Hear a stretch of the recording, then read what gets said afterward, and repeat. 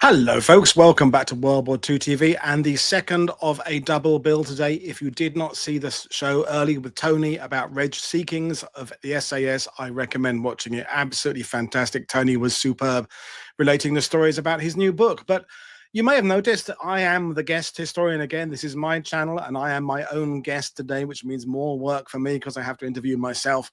It will mean, as we're doing this live, I may not get all the comments in the sidebar there, but I will do my best.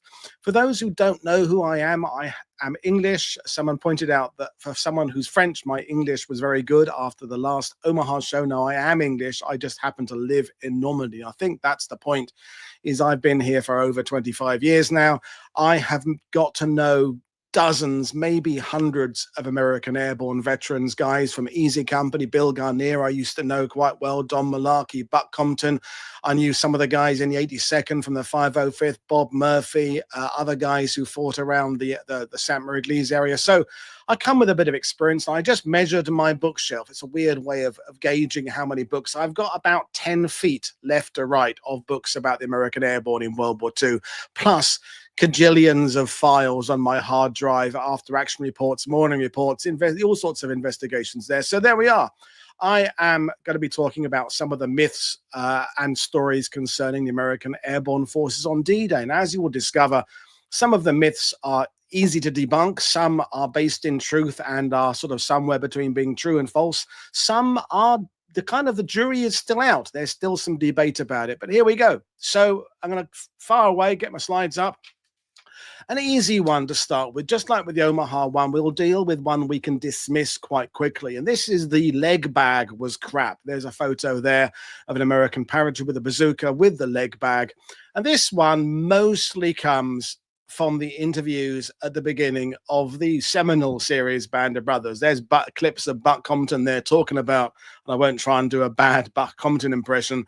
And this is when we come to the famous leg bags and the shock. The shock was great. The prop blast, and it ripped off this bag, and and this is where this one often comes from. And let's clear it up immediately. And the reality is the Allies had mixed experience with all the various bags, canisters, baskets, and panniers that they used in World War II. You have to remember, everybody, that airborne warfare was in its infancy. Even by 1944 and D-Day, they'd only been really doing it for 2, 3, 4 years. Americans for a couple of years, British for a year or two longer.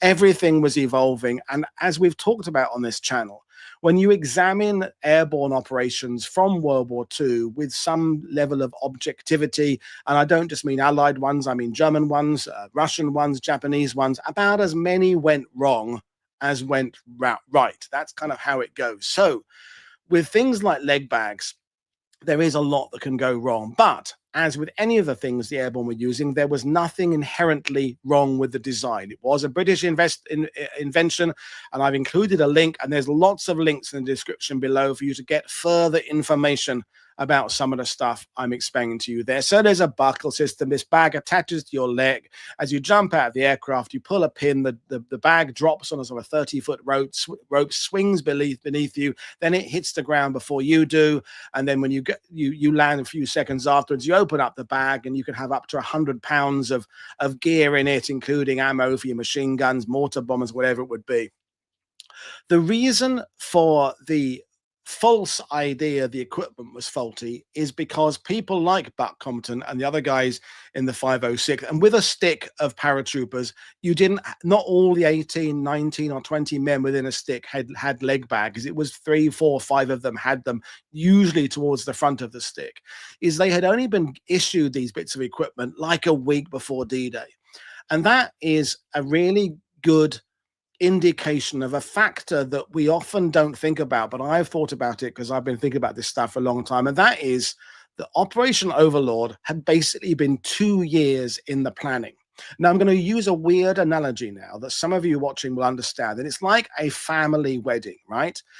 The longer in advance you plan a family wedding, the more things you get sorted out months and months before the wedding. What happens as the wedding is looming is you kind of mess with the plan you've done. You kind of start looking at things going, did we definitely sort out the flowers okay? That kind of thing. And one of the things with D-Day is that the plan had been sort of done and dusted, but people thinking for the best kind of messed around with it a bit. You get this with like the assault vests worn by some of the 29th Division guys and Rangers on Omaha Beach that hadn't been thoroughly trialed.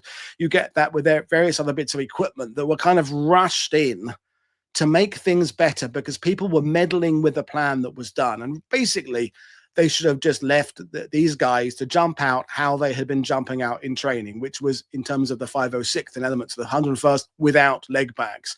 And what tended to happen is they overfilled them a little bit because they probably weren't instructed how much to do it. The American aircraft were flying at a faster speed. We will address this with one of the other myths later on. The difference in the way an American T5 chute deploys and a British X-type parachute deploys, one is a line release, one is a canopy release. I'm not going to bore you with all this. There's a link in the description below for you to check this out. No, I'm not planning a wedding, man. Well, we could do. Let's get married live on air. That'd be good. I've lost where I was in my thread now, is that it means that the way the parachute deploys can have a particular effect on the prop blast you get when you exit the C47, or in the terms of the British, we're referring to it as a Dakota. So although you're jumping out the same door the same way and the aircraft may be operating at the same speed, the way your parachute deploys gave the Americans, they say, a bigger shock and a bigger pull than it did the British, which is why the British could maybe jump with more gear in their leg bag and it deploy correctly than the Americans who had these problems of the ropes breaking and things like that. So it's very, very quick. It wasn't inherently bad design. It was maybe just brought in a little bit too late. And the guys who used them within the 101st particularly probably didn't know how to do them properly. And it's the reasons I put up there is it's Band of Brothers. So many millions of people have seen those little snippets of interviews from the Band of Brothers guys. And the problem is that the 82nd guys who've done Husky and done and Italy and perhaps a bit more experienced, their stories about using equipment, be it canisters, be it this, maybe didn't circulate. And the next thing I put in the last little or second section there was the tendency for stories to circulate about bad kit. Okay, so anybody who's been in the services will know that there's that new bit of kit. I'm thinking about Willie Robertson particularly. There's that new bit of kit that comes out that has teething problems, and then it spreads like wildfire. This, and I put the Sten gun as an example there, and I may address this in a weapons myth busting thing at some point in the future. Although I may bring on a particular weapons guy like Marty Morgan to help me. But this idea the Sten gun was crap, which is the British light submachine gun, was basically just kind of a rumor. There were these rumors of the Sten gun sort of being dropped and bouncing across a parade ground with bullets flying in every direction, that kind of thing. But stories of good equipment, people just take them for granted. If something works very well, you don't necessarily go back and tell people, oh, by the way, that thing you gave us, that worked really well. But you do definitely report the things that didn't work very well. And the last point there, but apart from the fact the experiences of the few was speaking for the whole, is that Buck Compton, Bill Garnier, and the other couple of guys in E Company 506 who talked about the leg bags were 4 or 5 guys of 13,000 who jumped out of aircraft under the American nation that day. So, are their experiences representative of the whole experience? Yeah, well made. Good point there about the M1 ping there, Michael. That's another one that won't go away. The other thing is, I've put the little line there about the national bias. There would definitely be a tendency for British people to say that something they were given that was American was crap, and vice versa. If the Americans were given something that was British, well, it must be crap. It's not real antagonism, it's not rivalry, it's just kind of the way soldiers are. If the RAF gets something that the Navy had used, they say, well, it must be crap then, and vice versa. So I think that kind of national bias might have something to do it. But bottom line is the leg bag was perfectly adequate. Moving on to number 2, the legend of the cricket. And I'm gonna have a lot of fun explaining this one. And this one, I think some of you will be aware of some of the myths around this. And there's a still there from The Longest Day with John Wayne as Colonel Vandervoort there and Steve Forrest on the left there with their crickets, explaining that it's one click for hello, and click click click click response. And there's a picture of the Acme box that these crickets came in, and so on and so forth. Okay, so The Longest Day film was massively influential back in the 60s, maybe less so today. So let's look at the reality. The first thing, and this may surprise some of you, is that only the 101st Airborne were ever issued the cricket. The 82nd did not have them. And within the 101st Airborne, it was only the paratroopers. No glider guys, none of the 325th glider guys, none of the guys of the PFABs landing with artillery. Did they have crickets? It was just the paratroopers. And the 82nd did not have them. That's it. I'm going to expand on that in a minute. Now, the other thing is, and I do recommend thoroughly, I'll put my screen on big, this book here. I think it's out of print. I say book, it's a pamphlet, but it's definitely worth getting. The Legendary Cricket of D-Day. The link is in the description below, by Michel Detray, the owner of the Dead Man's Corner or D-Day Experience Museum here in Normandy. If you buy it, you get a free replica cricket with it. And it debunks all of it. It's where I got some of my information from, and some just from the grey matter that is my head. Okay, so the interesting thing is there are very few mentions of the cricket being used actually on D-Day. Maxwell Taylor did, the general did. But beyond that, there aren't many occasions of it actually being mentioned. You can read if you want to. I'll just take my logo off so you can see there properly, because I put my logo at the top of it. The description there from one of the guys in 2nd Matan 50 Deuce talking about how he used his cricket on D-Day. But there aren't many. What was being used on D-Day as a means of communicating between people were the call signs. And one of the things that often gets wrong is often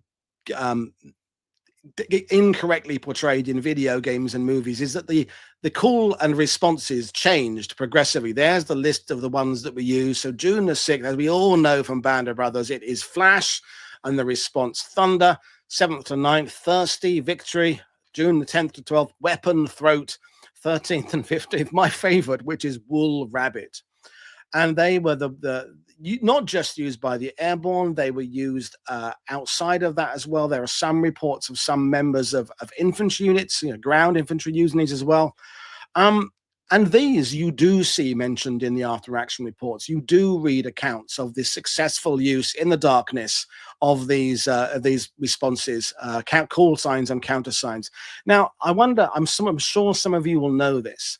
So shout out in the sidebar if you know why they particularly chose those words there. There's a reason why they weren't just randomly coming up with names like, Barbie doll or Superman. There was a particular reason. So I'll let you have a couple of guesses as to why that might have been.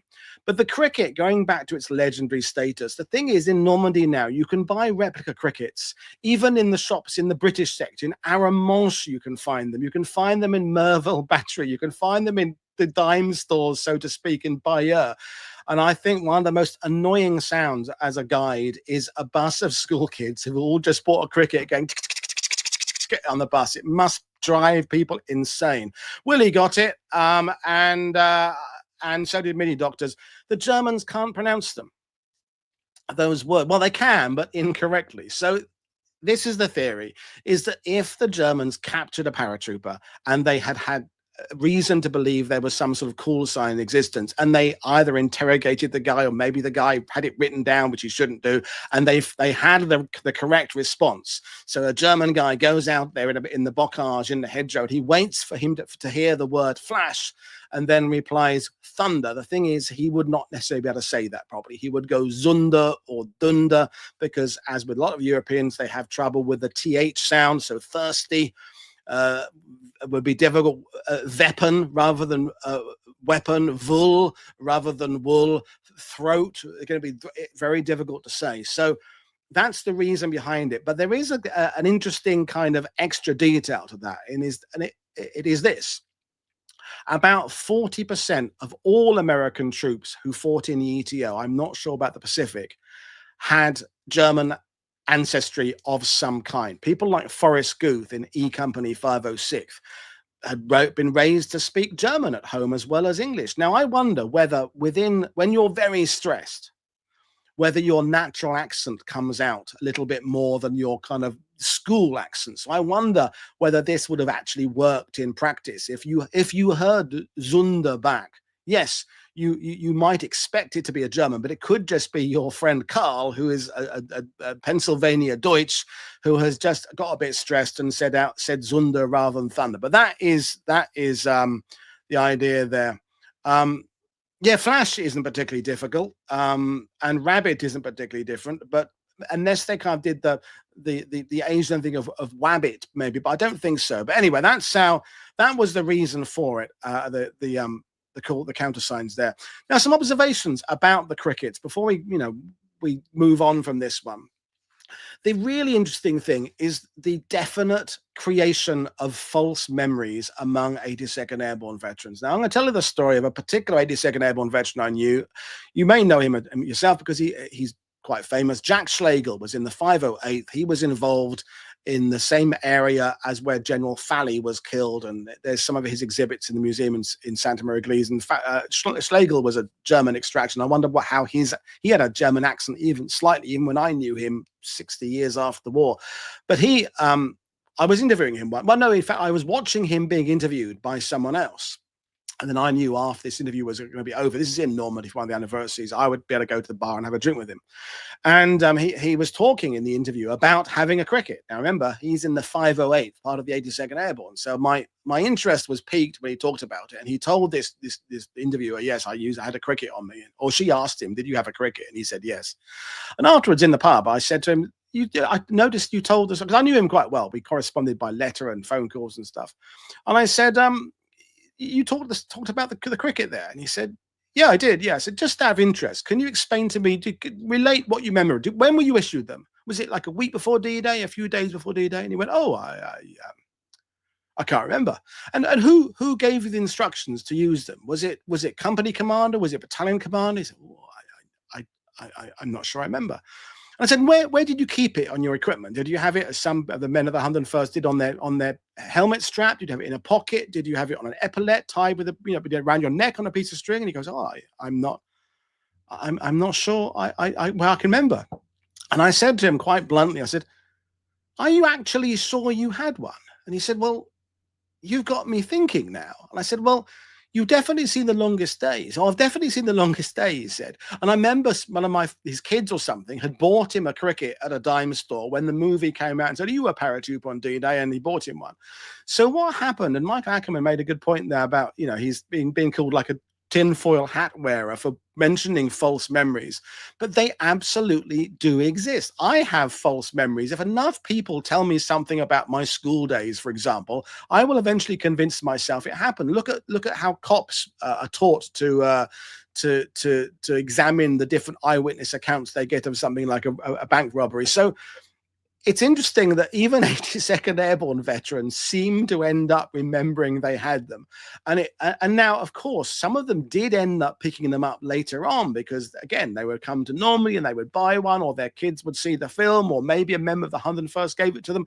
And, of course, every now and then an 82nd Airborne guy and a 101st Airborne guy would do a trade in a bar or something. I've got a knife. Do you want a cricket? I've got a German collar dog I picked up off a German, blah, blah, blah, blah, blah. John Wayne, the reason for this myth is because if John Wayne says something, John Wayne was such an imposing, incredible personality. He somehow weirdly represents the USA, he's John Wayne. And because he has that bit in the clip, the film, and I've put the clip in the description below, you can watch that clip there. Him doing the bit about one responses, it just firmly sealed the deal. And the last thing before we move on is that the type of cricket used is that one you see in the photo at the top right there. It's very basic. You can see it in the picture at the bottom right there. Very basic. They're made in Birmingham by the Acme Whistle Company. Most of them are brass. There are a few chrome ones that were made because they didn't have enough brass left. But the bottom right photo is one of the ones that came up at an auction a couple of years ago of a kind of a cricket, an actual insect cricket shaped ones. And I've seen ones come up of frogs, different shaped ones. And the one John Wayne uses in the film is not a correct wartime cricket. He's not wearing a proper jumpsuit either. He's not wearing a proper jump helmet. Let's not get into the inaccuracies of the airborne uniforms in the Longest Day. But And I've said there was really only one type of cricket actually used, but I put in there probably because I'm not going to 100% certain say that there wasn't a guy in the 101st who somehow had a slightly different one. Maybe the last batch from Acme, they didn't have enough to fulfill the order and they just bought in some from somewhere else. But the great majority are made by the Acme Whistle Company, and they have been making crickets for some use as a child's toy, and they just made this big batch for D-Day. So that is the myth of the cricket. So only one division had them.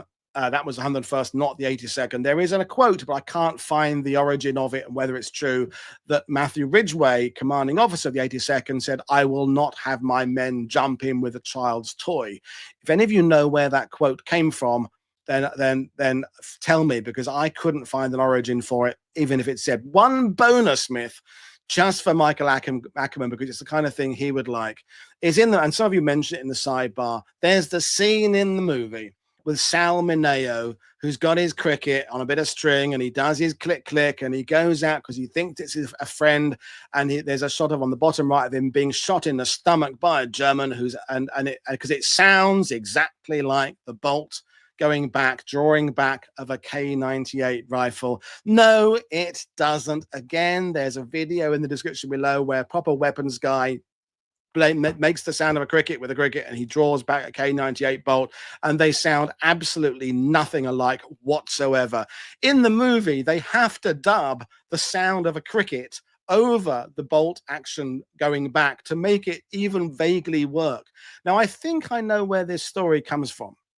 I think it comes from some guy in the 508th, actually, the 82nd Airborne, who actually didn't have a cricket, who somehow heard a story from a 101st Airborne guy being killed. As all of these things that often are, it's a story that's heard by someone else of a story that's happened to some other guy that happened there. But basically, it does not in any way sound like a K98 rifle. So if you were still holding on to that, I have heard people say that as a bit of trivia. Customers on tours say, "Oh, one of the things I knew about the cricket is it sounded like a K98," and I go, "No, it didn't. It just didn't." So that's easily debunked. That was a bonus cricket story there.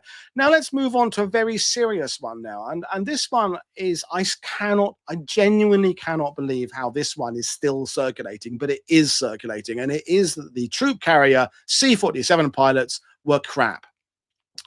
Here is a bit from General Bradley, who, as the bit of document there says, was not a paratrooper. And he says, owing to foul weather and the anxiety and experience of some transport pilots, most of the American paratroopers were scattered far and wide of their objectives. Hold that thought. That's another myth coming up later on. Only a few units were able to organize and fight as planned. It's just not the case. It is absolutely not the case. Not in any way at all. The troop carrier pilots' crews performed extraordinarily well. I'm not going to read that document to you. This is the document I am using mainly to debunk this myth there. The link to it is in the description below. It says troop carrier report. This is written by a glider pilot in the 57th anniversary of D-Day, talking about the fact he calls them, pop historians repeating this stuff. He makes the point in this, you can freeze frame this and read it later on, is that Stephen Ambrose, when he started writing about D-Day and so many of these myths, the root is Mr. Ambrose, he was offered the chance of interviewing troop carrier pilots and didn't interview a single one. He just spoke to paratroopers. And this is the reason why this report was written, because these glider pilots 57 years after the war were fed up with these books keep coming out. But interestingly, as he makes the point in this article here, that the early reports that immediately after the war were all sound. They were all that the glider pilot, the C47 pilots did a fantastic job. This is a couple of screen grabs from the video I did myth busting this with Adam Berry a year or two ago. The link is in the description below. This is where he's explaining all the training missions the C47 guys, the troop carrier guys, have been doing in the weeks and months leading up to D-Day. This idea they had come over, having never done this before, is all utter bollocks. They've been doing lots of training flights, not necessarily with the units they were actually jumping. They were training without paratroopers in the back. They were moving around a bit, but they were absolutely doing lots of training. And there's Adam explaining about the route they had to navigate, the cloud bank and things like that. You can watch this video at length later on. I'm not going to go into massive great detail. Scott Grimwood says the myth continues to exist because a number of popular historians, not Ambrose, still repeat the myth. And I did think about naming a couple of people, but some of them are people I actually know and respect. And it does really grind my gears why it's still being repeated. So here's some evidence from this report that you can download from the description below. And this is a letter written by James Gavin, 3 days after D-Day, to a friend, explaining just how very well the troop carrier command had performed and how the 505th had, basically had reason to say congratulations to the troop carriers for doing a fantastic job, all things considered. Now, I will come to whether or not the men were landed in the right place later on, but the implication from the myth that's being circulated is that they were undertrained, they were cowardly, they were inexperienced, and this is what we're trying to refute. We're not saying that the flights on D-Day went perfectly, because they didn't. We're saying that the idea of the pilots being basically crap and cowardly and inexperienced is nonsense. There's some other comments there from Matthew Ridgway. Please express to all elements of your command who brought this division in by parachute or who performed resupply missions for us our admiration for their coolness under fire, for their determination to overcome all obstacles, and for their magnificent spirit of cooperation. So this is Matthew Ridgway, the commander of the 82nd Airborne, talking about how good the troop carriers were. And then there's Paul Williams. We've got a show I'm planning about Paul Williams, talking about the brilliance of these pilots. And yes, Rob, I think Husky does have something to do with it. And we're going to talk about gliders later on as well, by the way. So we're talking about C47s now. So a possible source of the idea that the C47 pilots were crap is you see this reference quite a lot. This is from another report I read. American glider pilots were sent overseas with little or no combat infantry training to help them fight on the ground, let alone protect themselves and their gliders after landing. Now, this is where the comparison between the way the British did things and the way the Americans did things may have an impact, because the British glider pilot regiment, and check our shows with Mike Sparky Peters about this, Chalky Peters, sorry, is that the British glider pilots were also trained infantry. They famously took a part of the line on the Oosterbeek perimeter in the Battle of Arnhem. And the American pilots did not have that infantry experience. They were meant to be taken back to the beachhead or wherever the central place was, and then taken back for a potential further flights. But I wonder if that's because they were not trained as infantry, that somehow that was expanded to they were not trained at all in terms of flying. That's where I wonder whether this has come from. But basically, it's just nonsense. If you can have one takeaway from this myth-busting show, is next time you see or read something about the American C-47 crews being crap, just kind of fight back a bit. It's like when they say to us men these days that we must stand up when we hear sexist jokes being told, and stand up for people when they're. This is the same kind of thing. Stand up and point out that these are not the case. There are issues about the speed. I'm going to get to that in a second, Michael. So let's look at some of the points to consider. I'm not saying these are supporting or the myth, debunking the myth, just points to consider, okay? Definitely the legacy of Operation Ladbroke in Sicily was hanging over everybody. This idea that pilots had got things badly wrong, and we'll talk about gliders later on, there had been some bad experiences with pilots and navigation and human error and bad decisions made in the planning. I said it earlier, interviews were done with paratroopers, not the air crews. Now, a lot of paratroopers I knew would routinely blame the pilots for going too fast on D-Day, and I'm going to go through in a minute some of the reasons why the flights were not ideal, but not in much detail, because Adam Berry does it far better in the myth show that you can follow the link to. And the last point before I go back to speed, flat, cloud, weight, altitude, is the story of paratroopers having to recover from the mess of the jumps is an enduring one. It's the classic story, isn't it? If things start badly, but then you recover, that's a better story than things going better at the beginning. But just very briefly, I'm not going to go into this in much detail. There were issues for the C-47s flying over the Koh-Tanta Peninsula that morning. The first thing is the speed.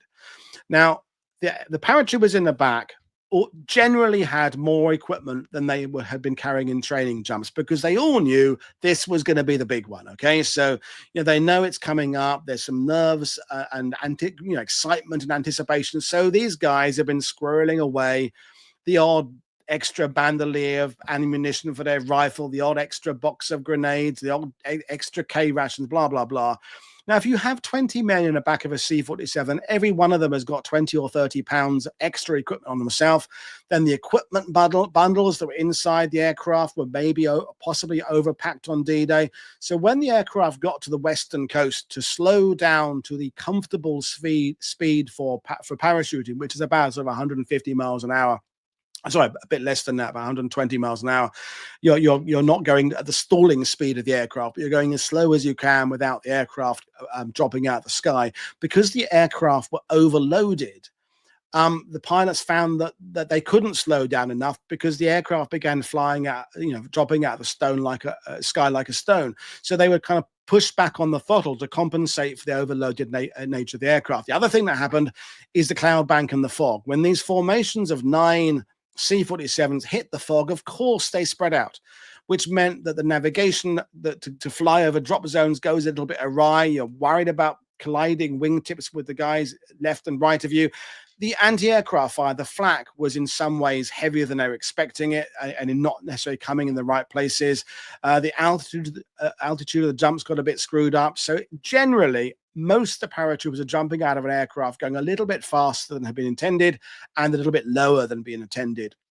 And sometimes, well, not sometimes, quite often, this idea kind of carried on of the veterans saying, well, the pilots were going too fast, rather than looking at perhaps their own contribution to the problem of maybe wearing too much gear. They kind of tended to put the blame elsewhere, and this is where some of this stuff goes from. So, as I said, I could go into more detail about this. It's all a balance, MIDI doctors, because obviously the slower you go, the more compact the jumps will be on the ground, and the easier it is to jump out of the aircraft without the prop blast of you.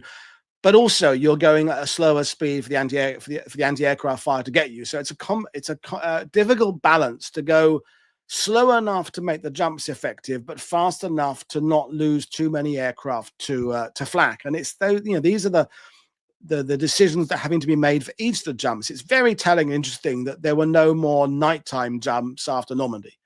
For Market Garden, for the Pathfinders into Bastogne, for the Varsity, the other operations elsewhere, they were all daytime because of the difficulties of the night compounding everything. Okay, so the C-47 pilots were as good as anybody else on D-Day. Things didn't go perfectly, but the idea that they were all crap is a myth. So let's just move on from that and say, if you hear that again, it's wrong.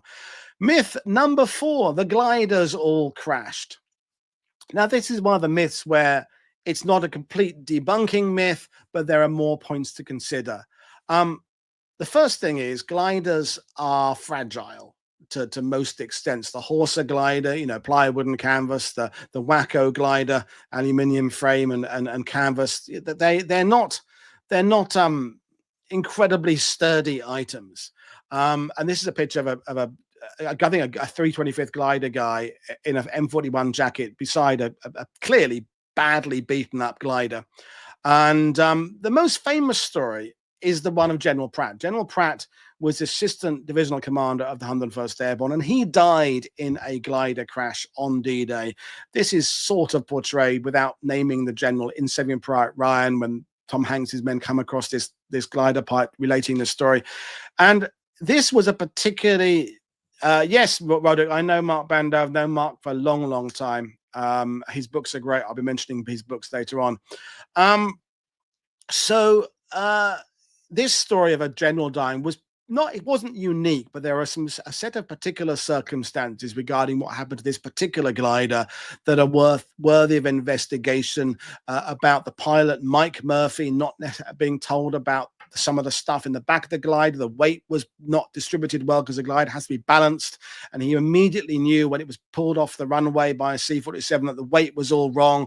When the Wacko hit the field that they landed near Hierville in Normandy, there was dew on the grass. The glider kind of picked up speed, it kind of aquaplaned across the grass and hit a hedgerow, and the general was in the back, and his neck was broken by the impact of the crash. And this made the press. And the thing is, the idea that the gliders, I'll come back to this in a second, were dangerous had already been in existence. They'd already earned the nickname before Normandy of flying coffins.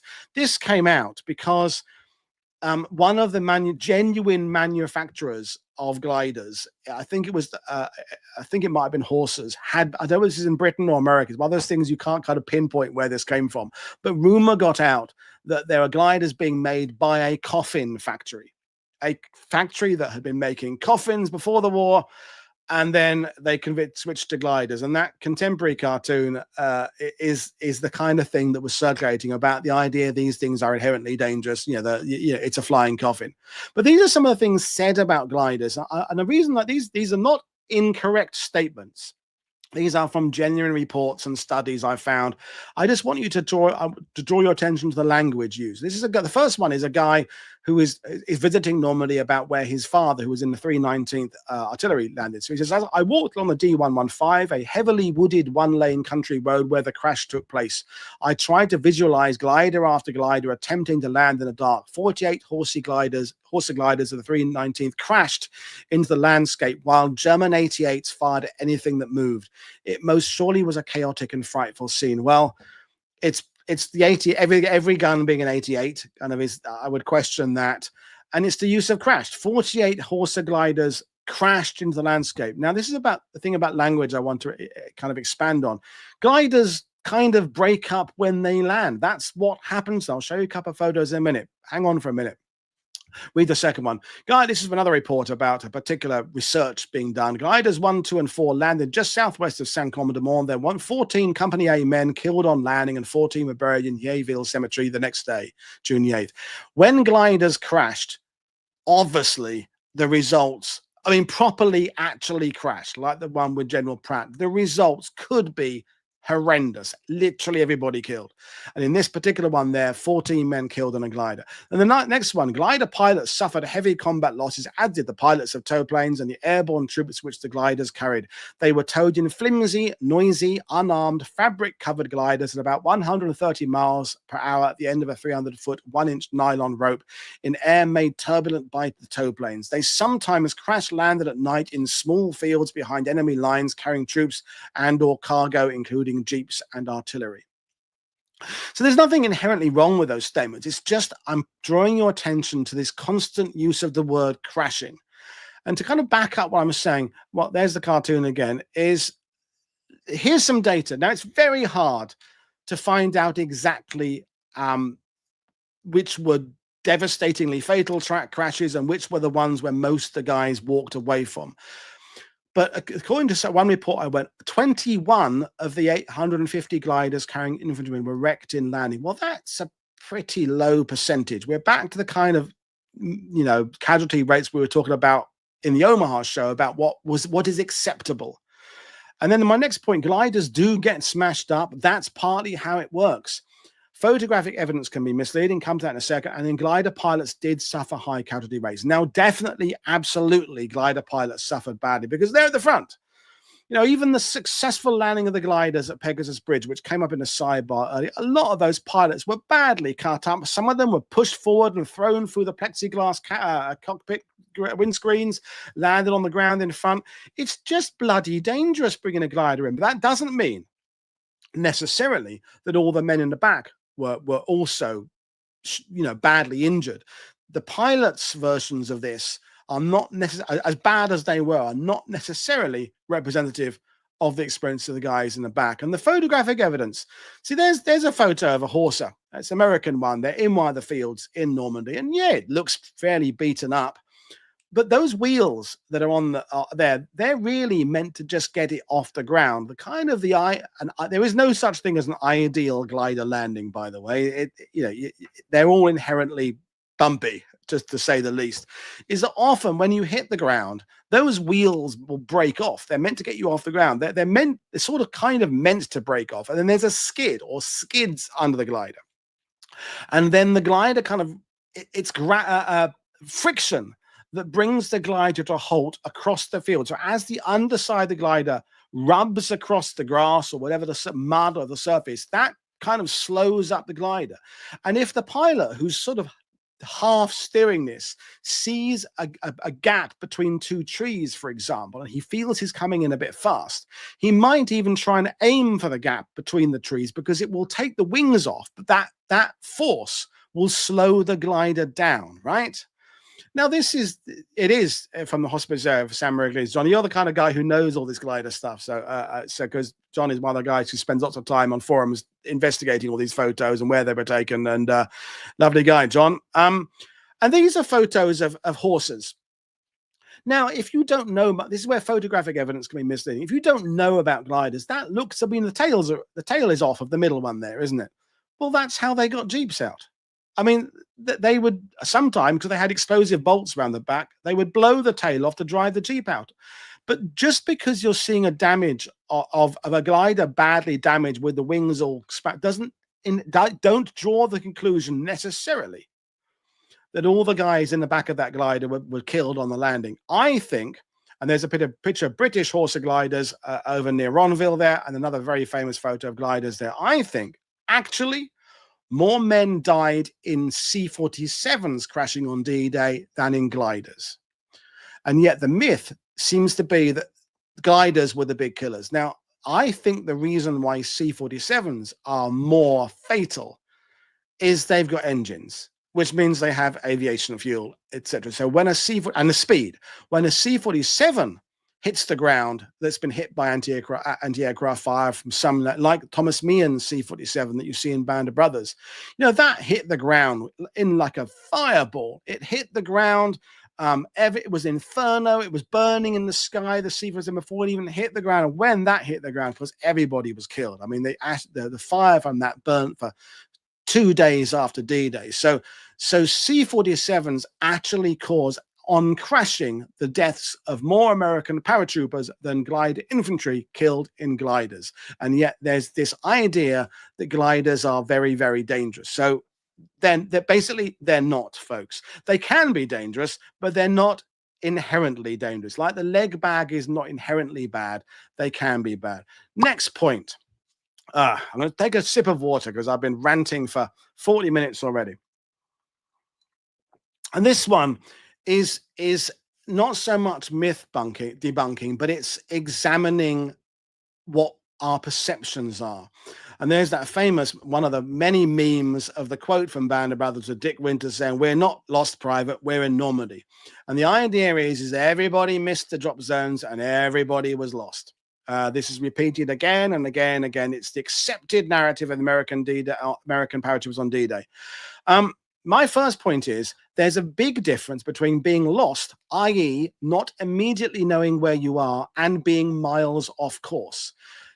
What was very common for paratroopers in the 82nd and 101st is to not immediately know where they were, right? There is a map of the drop zone. So the three vertical ones to the right there to the east are for the 101st Airborne. Then the three in a triangle to the west around the Murderay River are for the 82nd Airborne. That is the intended drop zones for the two airborne divisions. This is the drop pattern for the 82nd Airborne. So every color dot, the different colors represent the different regiments. The 505th, 507th, 508th represent where, as best they can determine, the center of each stick landed. It was amazing that these documents were compiled relatively quickly after the invasion because they provide us with a lot of information.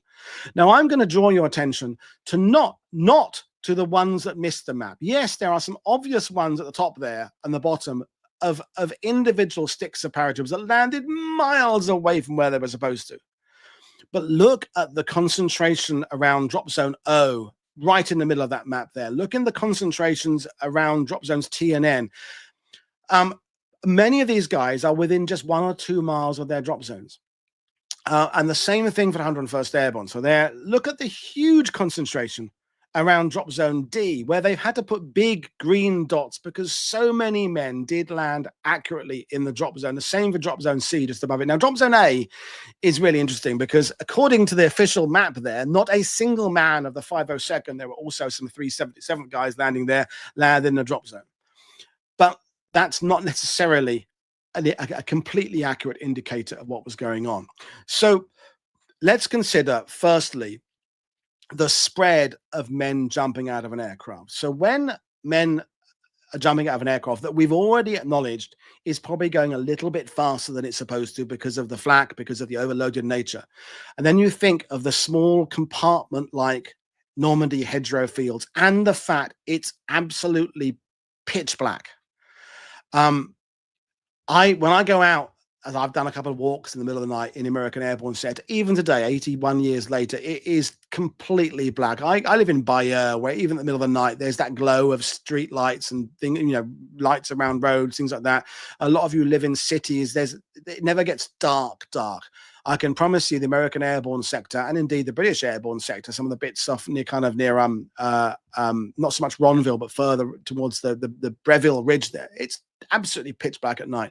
So as you're jumping out of an aircraft and it's moving, let's say it's moving at 180 miles an hour, because a lot of men were jumping at that kind of speed because the pilot couldn't slow down, going back to the previous myth, is that each man is jumping out, then it's a couple of seconds before the next man jumps out, and a couple of seconds. Now they're jumping out really, really quick. In training, I believe the fastest time for 18 men to exit an aircraft, I think it was a British practice jump, is I think the whole men had exited within 10 seconds. There's like a second between men.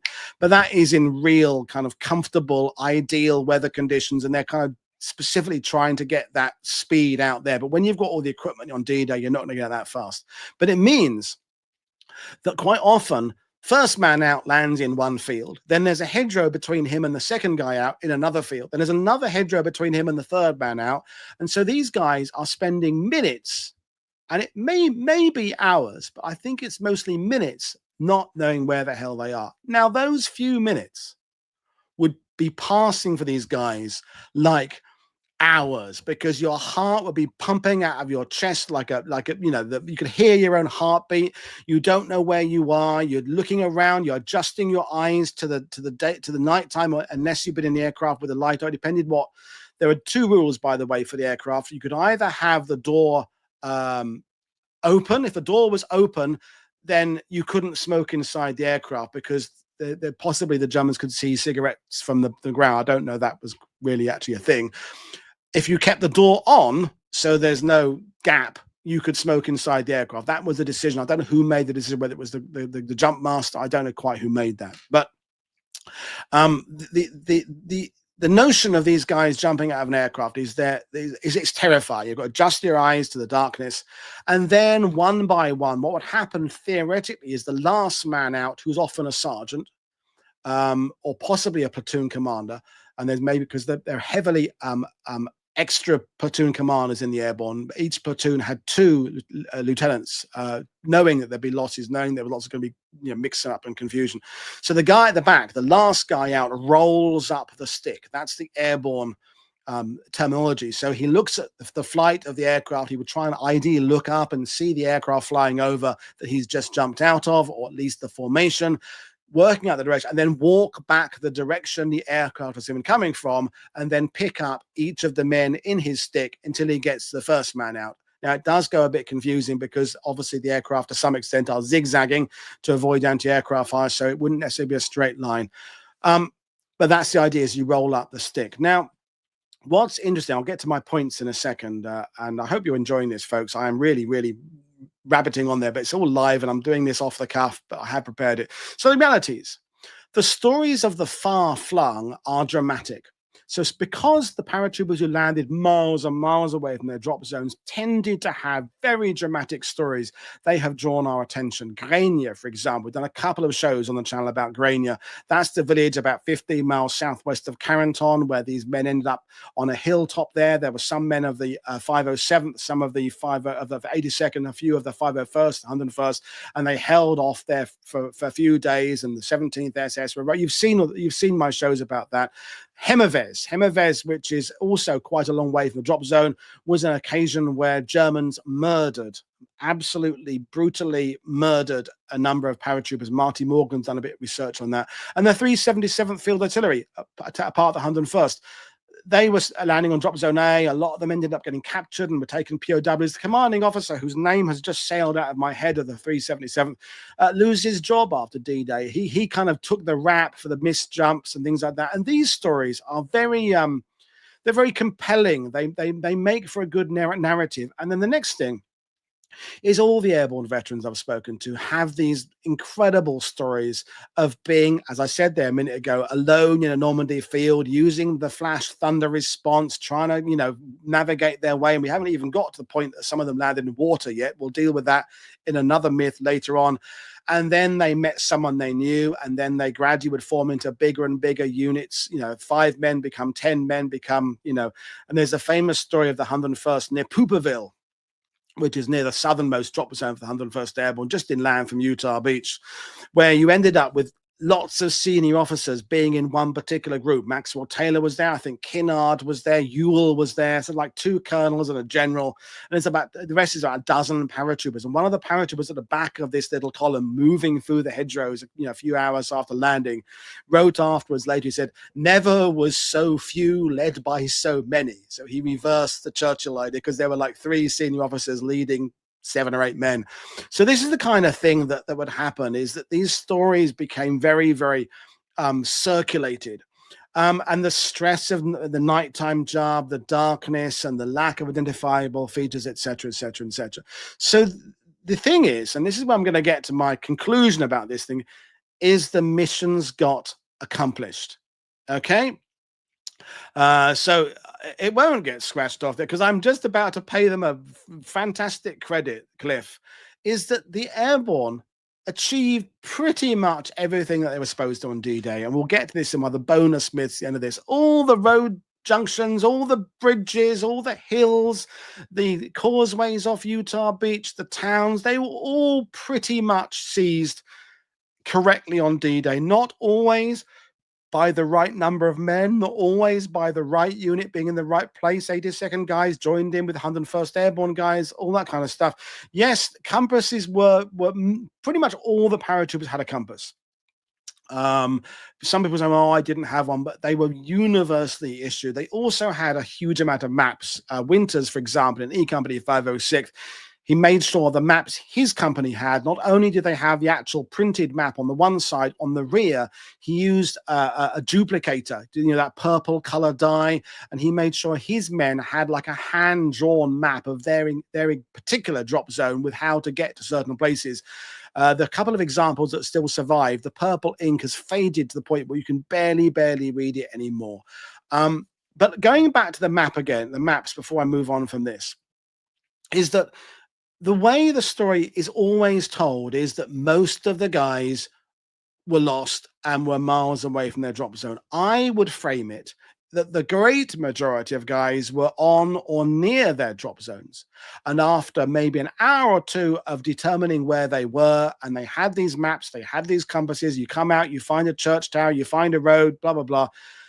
Winters, for example, I started this with the meme of Winters. Now, Winters had worked out where he was within about 5 minutes of being on the ground, because he identified there was a particular fork in the road just west of Ste Mere Eglise. He recognized, he saw it, he bumped into Carlwood Lipton. Carlwood Lipton had actually bumped into a town sign saying Ste Mere Eglise.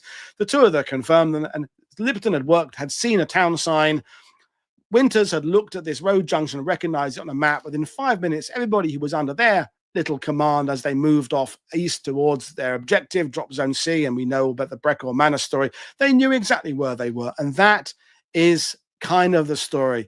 Yes, Mark Banner is active. I'll be mentioning one of his books later on. There's a new edition coming out. Mark is I've known him a long time. Mark's not a great kind of podcastery kind of person. I invite him on this channel right when I started it, and it hasn't happened yet. But incredible books, great guy, and has done incredible work. Interviewed over 1,000 members of the 101st Airborne in World War II, which is absolutely extraordinary.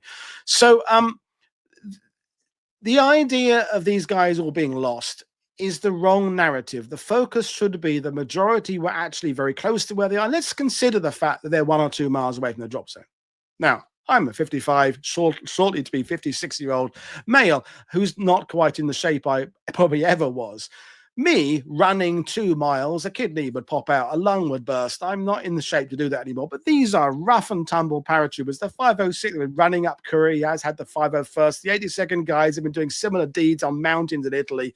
For them to cover a couple of miles, you know, it's minutes, particularly. This geographical hurdle of having to cover a couple of miles was easily surmounted, and we'll come later on to the German reaction. I'm not going to quite get to that now, but I'm going to encourage you all to kind of shed yourself of the idea that all the paratroopers missed their drop zones, they were all lost, and actually focus on how quickly, because they are well trained, which is why I hopefully won't be off the 82nd Airborne's Christmas card list, Cliff, is that because of their training, because of their dedication, their fitness, their training operations they'd done for planning for things not going perfectly, they got themselves together, and despite not immediately knowing where they were, got on with the job and did it. So I think the idea they were all lost is basically, it's nonsense. The majority were nearly in the correct place, and they got on and did it and got their missions accomplished. As I said, their mission accomplished. Let's move on. This one's an interesting one. This one isn't perpetuated that much, but it definitely is. I see it, and I still see it. And it is the idea that hundreds of paratroopers drowned in the flooded areas. Now, if I just take you back to that map just briefly, that shows some of the anticipated and planned for flooding. I'm not going to go into the whole German defense of Normandy, but watch the show with Niels. We've done a couple of times. The Germans had closed lock gates to make flooded areas, so a lot of these guys are landing in water. I'll explain a bit more as I go into this myth and expand, debunk it thoroughly. But there is a particular photo that gets circulated of, obviously, an 82nd Airborne trooper under his chute there in a bit of water, and that poor soul, we can only assume, was dead seconds pretty much after he exited the aircraft. So poor guy, tragic way to meet your end in Normandy. Now, these are photos I have taken in floods, because it is flooded right now in Normandy. These aren't from this week, these from a couple of years ago. I just haven't been out to do it yet. Going out with Colin on a battlefield exploration, we're not going to this particular area. But in the winter, the area's still floods. That's Lafayette, that's facing west, that's Lafayette Causeway there. This is a view across the marshes at Chef du Pont, that is there, showing you typically what it would have been like when these guys landed on D-Day. Nothing to do with tide. It's to do with the Germans closing the gates and retaining rainwater that was there for months. It's been there for ages. Yeah, that was Lafayette, that first one. This is Grania. This is from the hilltop in Grania, facing up towards Carenton. That's the big area facing towards Triebehout. That's the flooded area there. This is another one near Triebehout. Now, Jim has perfectly anticipated what I'm going to be saying in a minute, so I'll hold that comment there for a minute. There's another close-up there of Grania, the church, or what remains of the church, sitting on the hill in Grania, and then there's the flooded area around it. And that's not a bunker, by the way, in a minute. That's a hunting hide for French people to go and hunt duck or whatever they happen to, okay? No sand there. This is flood fields, nothing to do with them. The beta. This is to do with the flooded. I'll watch the video I do on that at some point, FTS7. So in my investigation and that of other historians, out of the 13,000 or so paratroopers who jumped with the American 2 Division, about 60 men drowned. Now, that's not totally insignificant. That is 60 sons who never got to go back home to their parents or never got to go back and marry their childhood sweethearts. But it isn't the hundreds that people talk about, because it's not 100, it's hundreds, people say.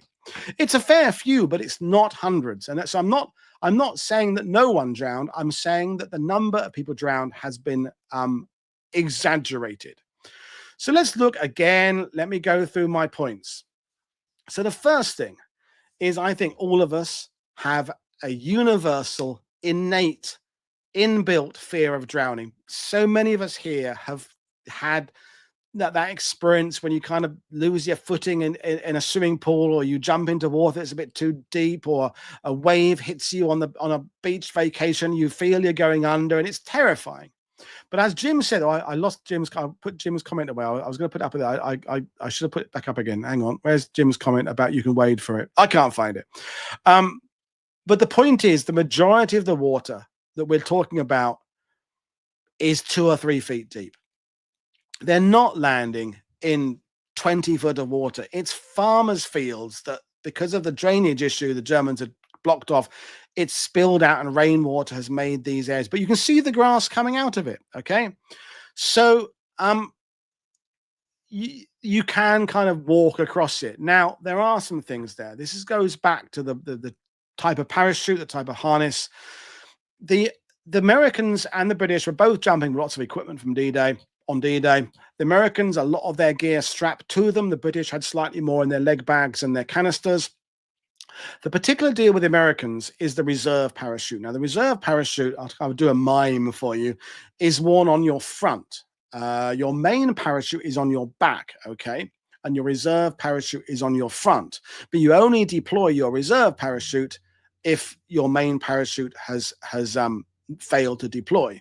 And then under your reserve parachute, if you're American, is your musette bag, that is your backpack, that's kind of facing backwards, and it's on long straps. And once you hit the ground, you sort of flip it over your head and it goes back and it replaces the parachute on your back. But it means you've got your musette bag of your K rations and possibly some of your ammo and stuff like that kind of in front of your, well, your balls, basically, in some ways. And then you've got your reserve parachute above you. So you've got a lot of weight on your front. So when you've jumped out, and don't forget, they're jumping lower than they're anticipating because of the speed of the aircraft. We've addressed that one in the previous myth busting. You tend to come down face down a bit. And if you land in that 3 foot of water, your initial understanding is not that it's 3 or 4 feet necessarily. You're going to panic.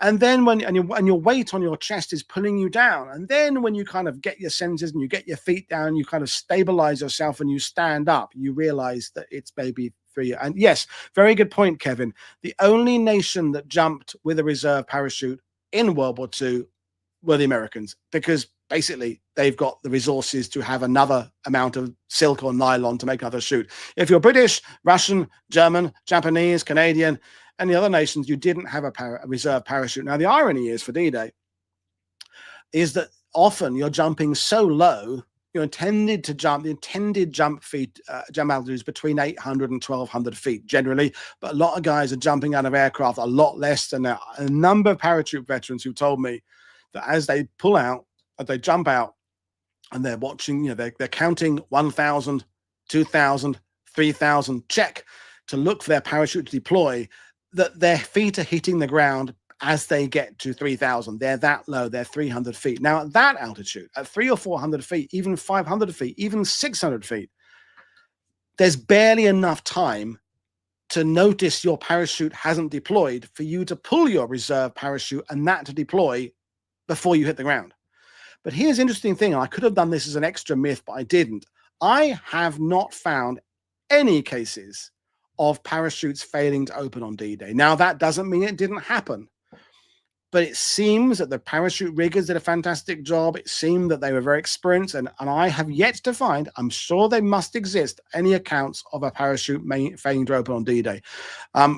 It bound to happen in other, but North Africa, I think it happened earlier on when they're, I'm talking about D-Day, earlier on when they're still experimenting.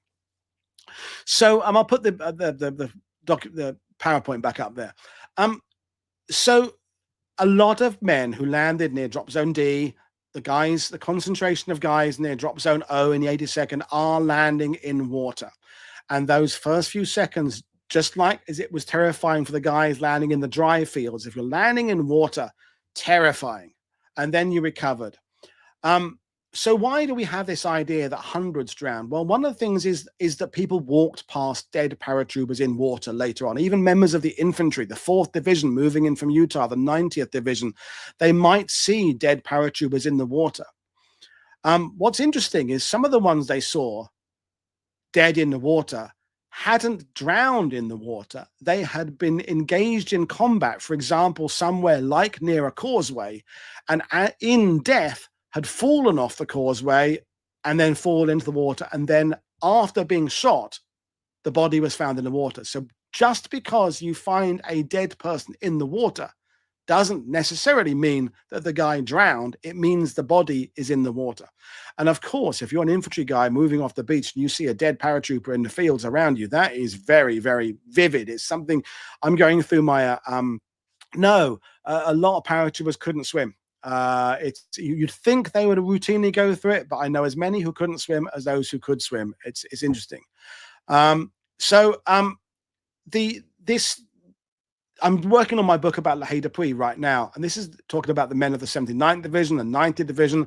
Some of these are coming in days after D-Day, and it's amazing how often they talk about seeing parachutes in fields. They talk about seeing dead men. Now, the parachutes they see in fields, which they might have assumed were from paratroopers below them, are maybe cargo parachutes. That's another misunderstanding, is seeing a parachute in water does not necessarily follow that it was a paratrooper below that parachute. It could have easily been an equipment bundle. So there's lots of time sort of interesting aspects. I don't think there are any jump refusals on D-Day, but someone could correct me if I'm wrong on that.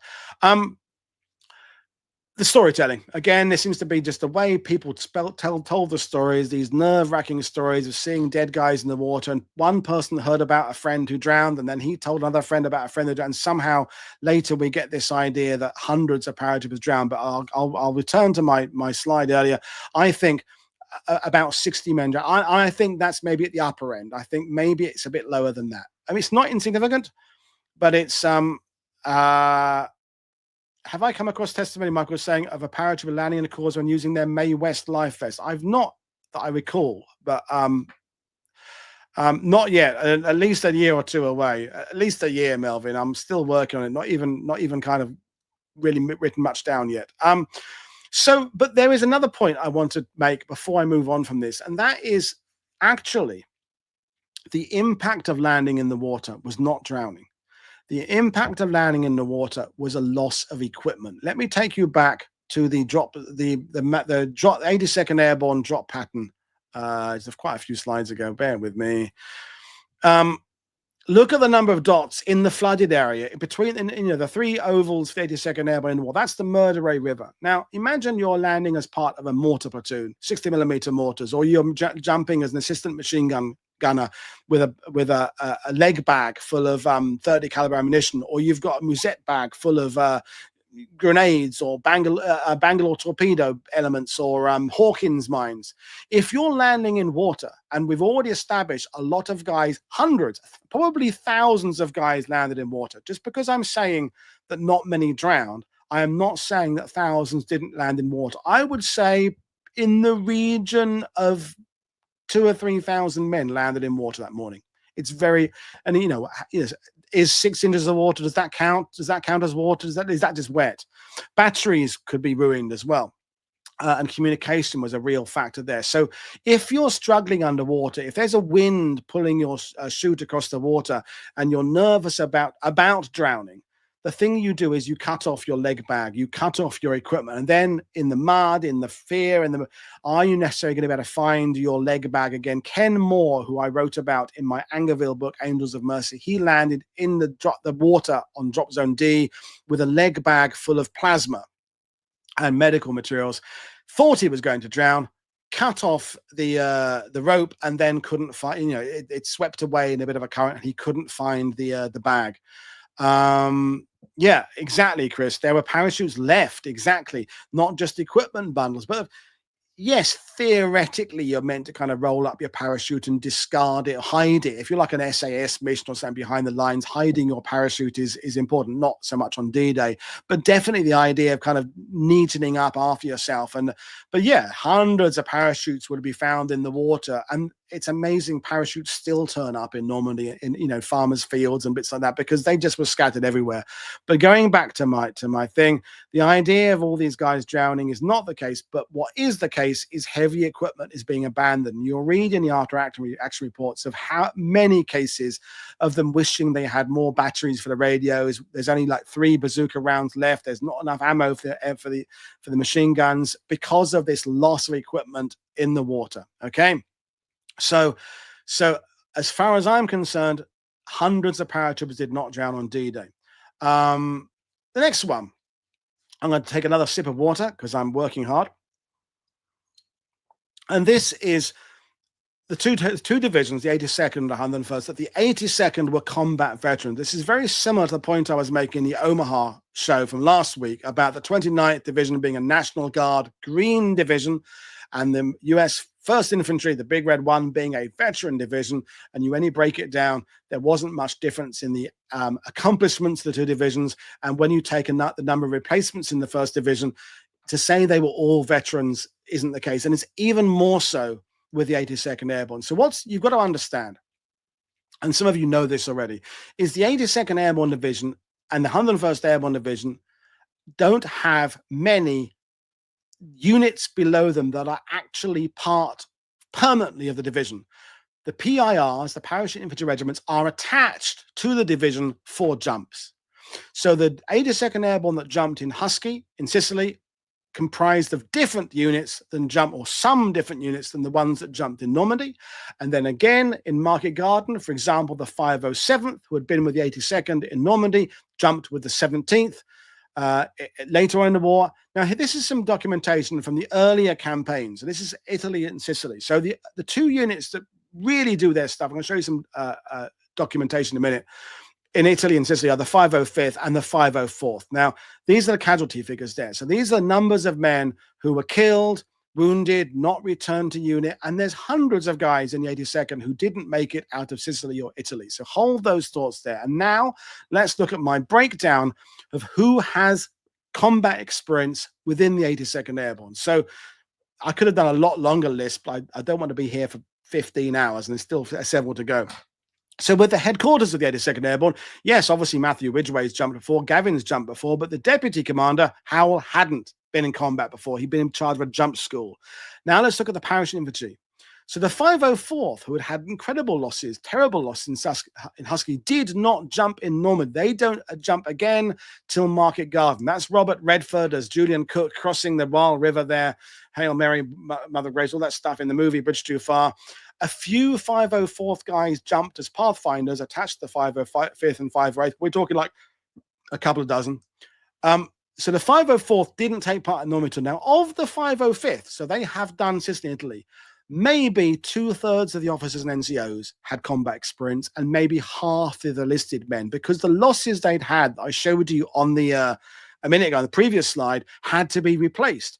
So yes, there are quite a lot of combat veterans within the 505th, but there are also lots of newbies who just joined the unit after Sicily and Italy.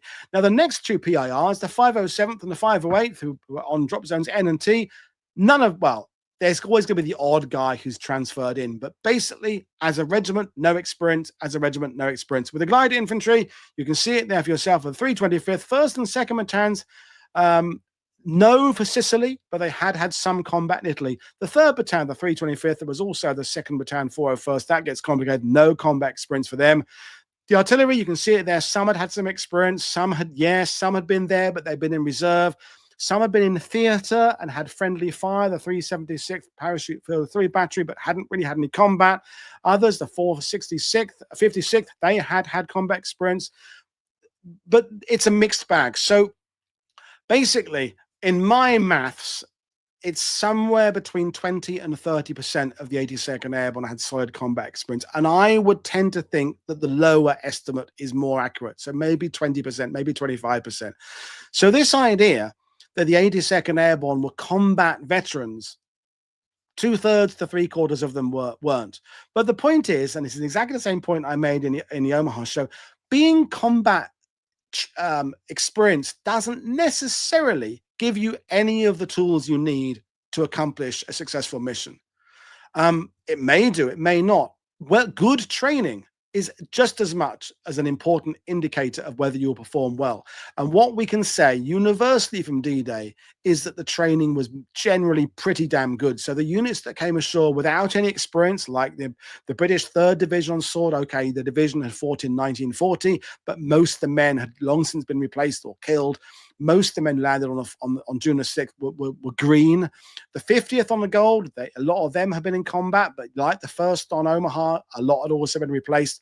But when you look at the overall achievements of the 82nd and 101st, missions were accomplished. Whether or not they were combat veterans or not has no bearing. But again, what I'm doing with this is I'm trying to get people to think about the wording when they read books. And if you read an article, what I'm going to call a lazy article that says, and the 82nd Airborne were a combat experienced division and the 101st were green, it's not anything like as neat as that. Yes, the 82nd Division as a formation had seen combat, but a division is made up of people within it. And as I've just proven by that slide there, the great majority of parachute infantry guys had not seen combat before. So I'm not casting any negativity about their prowess. I'm just saying that when people say that one division is experienced and one is not, it's nothing like as clear cut as that. So we're going to keep on moving because I've been at this for an hour and 15 minutes. There's still a few more to go. It's taking a bit longer than, oh my God, here we go. Whoo. John Steele. Woody's going to have fun with this one. This is the infamous story of the member of the. There were, just to address that, there were the odd guy, Harry Welsh, for example, who was part of E Company 506. He had jumped with the 504th, I think, in the 82nd in Italy. So he had done. So there's the odd guy who transfers in, but you're talking about maybe a couple of dozen at most. So John Steele. Firstly, there's a link to my long, big discussion with Marty Morgan we did 3 years ago. I don't even think I had a beard then about this, breaking it down. But this is the infamous story from The Longest Day with red buttons as John Steele landing on the church in Ste Mere Eglise. There's shots from the film there. And did it happen or did it not? Let's go through some stuff. So here is the piece of the questionnaire that John Steele sent back to Cornelius Ryan on the writing of what became The Longest Day. He answers the question, where were you at midnight on June the 6th, 1944? And he says, hanging from church steeple under eaves of church in Ste Mere Eglise. This is where it all comes from. Now, by the time you get, this is a bit blurry. This is from the links from the John Steele box at the Cornelius Ryan archives. The link, again, folks, is in the description below. If you want to go and look at these documents in your own time, and I urge you to do this, the link is there. There's about 15 documents in the John Steele collection. This is what Cornelius Ryan has extrapolated it to by the time the book comes out. Here's the story about the knife and the paratroopers above him and burning buildings, all that kind of stuff. And here's from the mayor. This is also from the Cornelius Ryan archives in the same John Steele book. Mayor Alexander Renault is talking about what happened. And interestingly, and I'll come back to this in a minute, he doesn't, in his brief summary of what happened in Ste Mere Eglise, mention a paratrooper landing on the church. Okay. So this is from Rudolf May, who was one of the Germans in the church tower. And I'll let you read that at length. But the key bit there is he refers to this paratrooper landing on the steeple. And he remained hanging by the lines of his parachute. He seemed dead. Then after a while, I heard his voice. My comrade wanted to shoot him. Are you crazy? I said, if you shoot him, we'll be dead meat for the others. I had a pocket knife on me, not very sharp, yet I managed to cut the lines of his parachute and said to myself that the paratrooper won't be in danger for us. It will be impossible for him to climb back up in the steeple. Now, I just don't know what the hell that means. If he, I'll show you a photo of the church, but if he can reach the lines from where he is and he cuts the lines, how is John Steele not falling because of that? How is he caught by, I don't make sense. I have to say, I question whether the Rudolf May was even in the church tower at all. We go into great length about this in the long format video in the description below. So there's a couple of photos now of the church. This is about the area. My red arrow there is about the area where John Steele landed. And that particular side of the church, the side facing the street, is where you have a tiny, and I mean tiny little valuable, the kind of balcony area, tiny, where a paratrooper, a person can stand. To answer your question, it was about 70% silk and about 30% nylon, parachutes on D-Day, and about 60% camouflage, about 40% white, is from recollection. So this is one side. Now this is not a wartime vote. It's a few years later, but it shows that's the original the Nissan hut built, the Quonset hut built in the square there. It's sometime later. My little red dash there is the other little veranda-y balcony bit there. Now, if Rudolph May was either that side or that side, he can only be on one of those sides. They're the only two places you can come out. He's got to be able to reach these lines, and then John Steele somehow not tumble to the ground and break his ankle, or the other thing is, do they pull him up into the tower? And so here's my comments. Points to consider. Why did John Steele make the comment about the church? Now, my opinion is it's kind of a throwaway line. You know, I'm fairly certain he landed in the square, and I'm fairly certain he maybe even brushed against the side of the church. I'm not so sure he landed on the church. I think it's kind of a throwaway comment, kind of to get a laugh, and then Cornelius Ryan kind of bites. It's a hook, and he makes this whole story out of it. And then, as I said, it's 15 words. That's all John Steele said. Cornelius Ryan elaborated on it, exaggerated on it, these few words. I've just read you sort of Rudolph May's account. That whole thing doesn't ring true. The other thing is, in the later exchanges, why does John Steele not describe how he got down? He describes being there and the kind of descent, but not how he got down. There's only two ways. Either, as I said there, he was so close to the ground. So because there's quite a long drop from a parachute, especially if the parachute's ripped up, then the lines below. If he's not on the highest part of the church, maybe his feet are only 5 foot off the ground. Rudolph May is correct that he cut the lines, or maybe John Steele's lines just stretched, or or he managed to go, and he just had like a gentle 4 foot jump to the ground and then buggered off like I would do, or he was hauled up in the tower. Now, the thing about the hauling up in the tower is, I'm assuming most of you here have not been up in the tower in Ste Mere Eglise. Nod if you have. Well, I have, not recently. We're talking about a space tiny, getting up the ladder through these little hatches. You feel like you're Indiana Jones doing kind of entering some kind of weird Peruvian, underground thing. You got this rickety ladder through one hatch, out another bit there, and that little balcony area is like 7 inches across. You can't even kind of get your feet there square. It's a tiny space. It was difficult for anybody to stand there on duty, which is why I question the fact that there was even anybody up that tower anyway. Your position there is so vulnerable. The entrance back into the tower so difficult to get into, to squeeze your way through. I think the Germans, Rudi Escher was the other one. So Rudi Escher was a Luftwaffe. He was an anti-aircraft gun commander. I think he was a sergeant. In one account of D-Day, he talks about being in Fauville, which is 2 miles away. And then another account, he talks about being in the church tower on D-Day. Well, which is it, Rudy? You can't have been in both. And I feel Rudolph May kind of adds this story later on.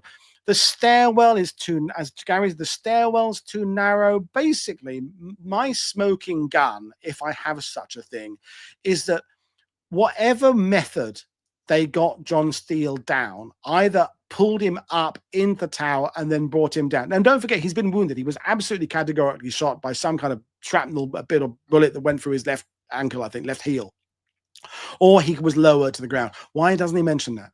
Surely that would be the very well. They had to drag me there. One guy put his arms under my arms and pulled me in, and my God, I couldn't get through there. I had to cursing and panting. They got me down there, and then I had to work my way down this ladder, and I couldn't do it because I had 1 foot shot.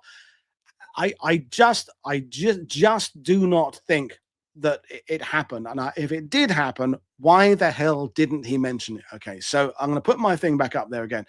So, but the thing is, and there's a couple more points, is Major Renault doesn't mention it in the first interviews, but then he does become a staple of his versions later on. But crucially, after the movie came out, suddenly everybody remembers.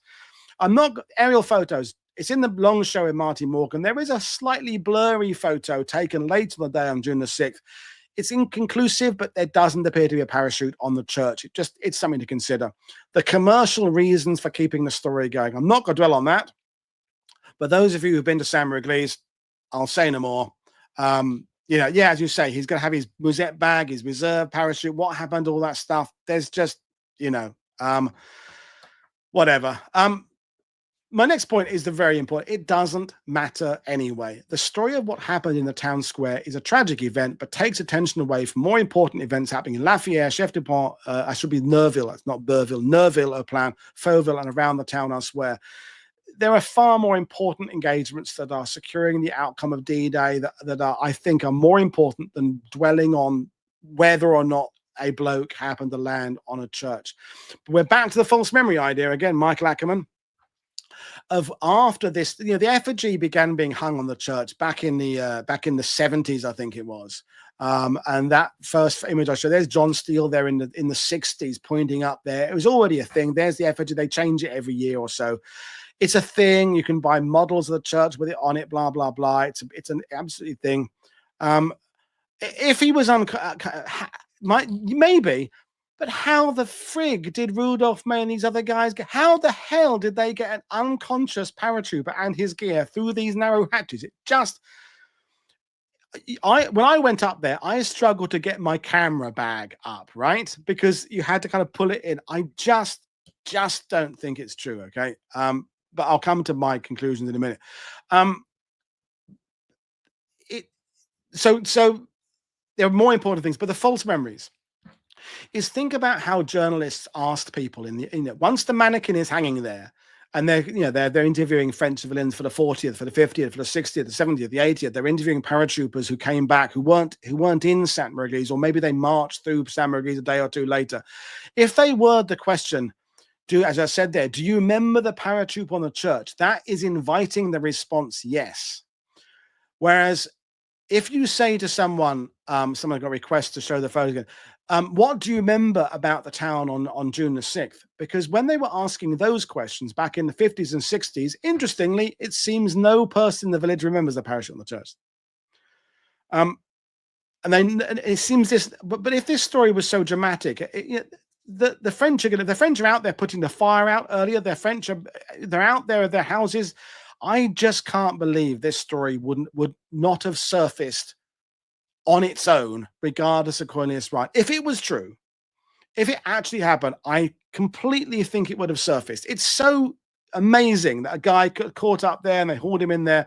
I think the French would have mentioned it. I think it would have come up. We'll see. I'll go back to my point again. Okay.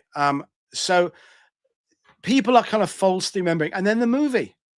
How many, like Jack Schlegel, how many people, veterans of Normandy campaign, have now seen the Longest Day movie? They're aware of the story and then start to remember, oh, yeah, I think I saw that guy hanging there.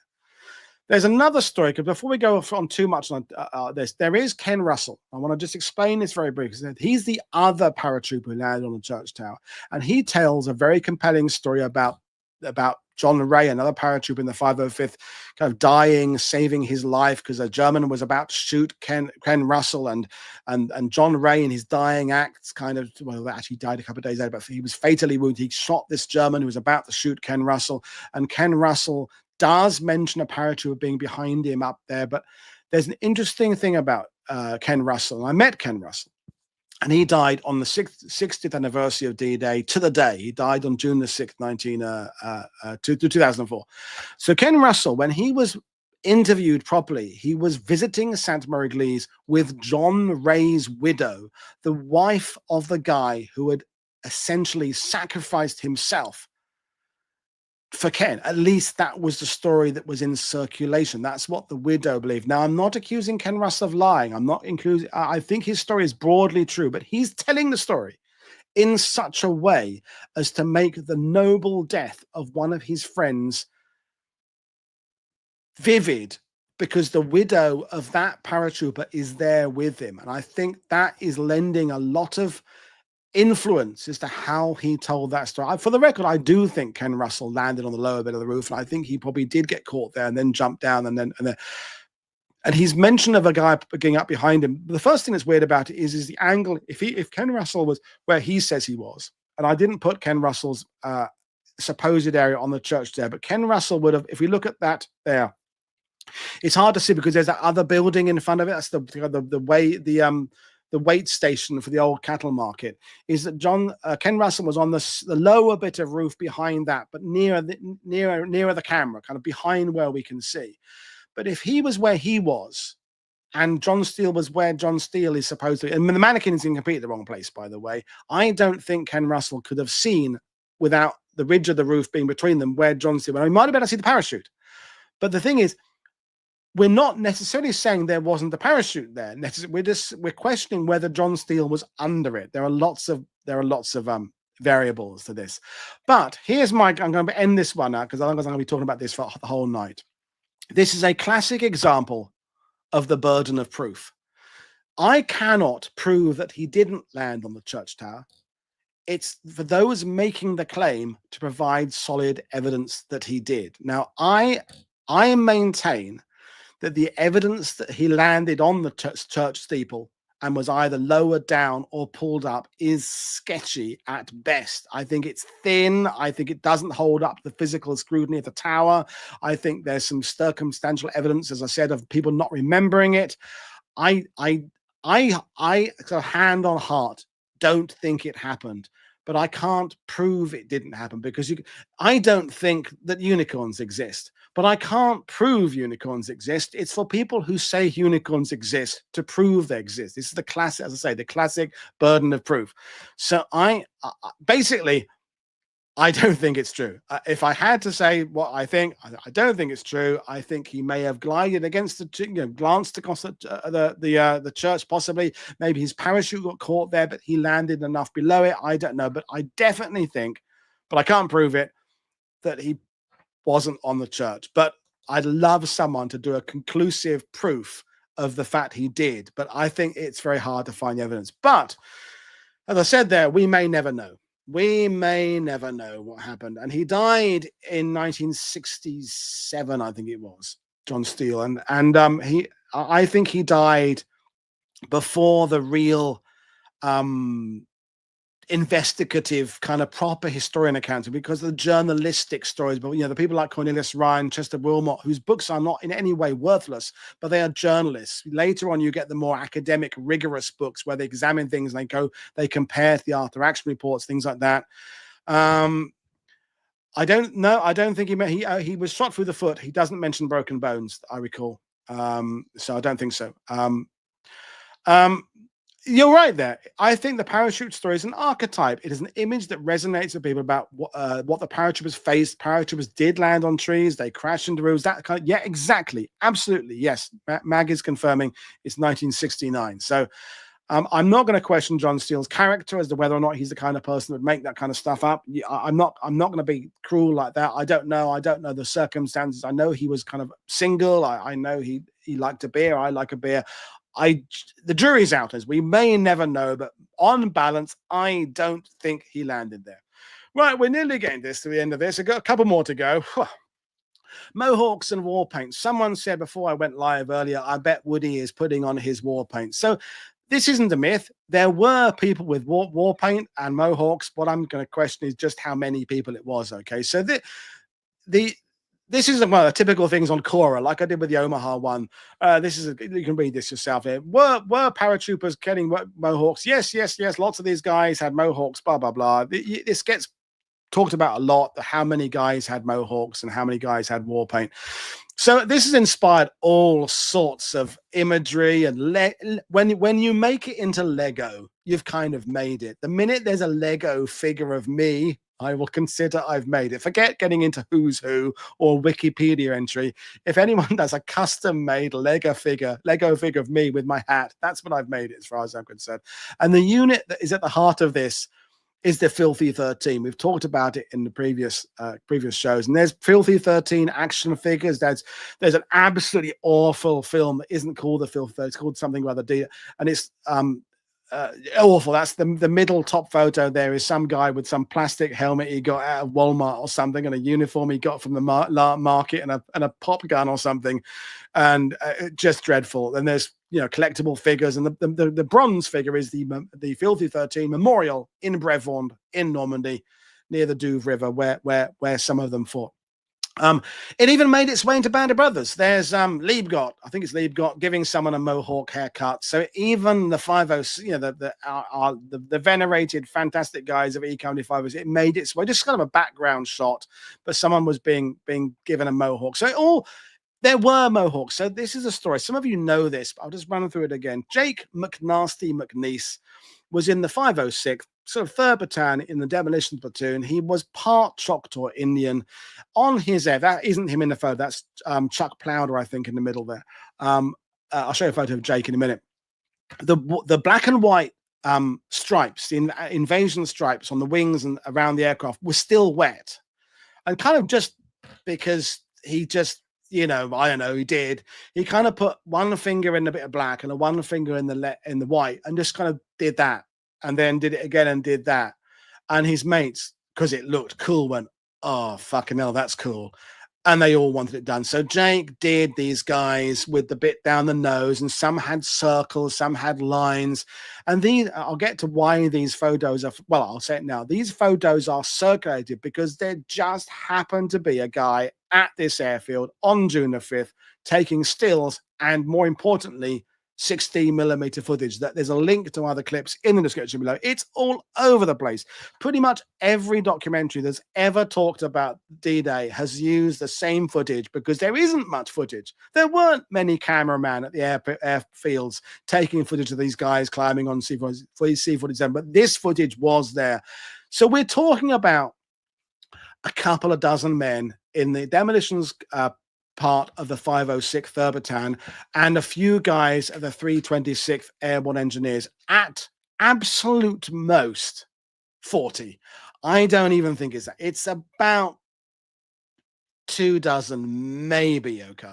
And as Jim Walsh said, the mohawk isn't anything to do with Choctaw anyway, but it just kind of happened. It all happened improvised. They gave the haircuts, they did the thing there, and these photos just got, so this is from the footage. And Robert Cohn was one of the guys. That's a photo that he signed, because some of these guys became kind of celebrities later on. Jake McNeese, Jack Agnew, Robert Cohn, the other guy, I forgot his other guy's name, from Pennsylvania, Dundalk, Pennsylvania, his name was. Can't think of his name. It'll come to me later on. It absolutely looks intimidating. Hold that thought, Mr. Frickin' Frackin', because it absolutely does look intimidating. And this is when I knew both Jake McNeese and Jack Agnew pretty well, spent some time with them in Normandy. That's my photo I took of them at the wooden bridges.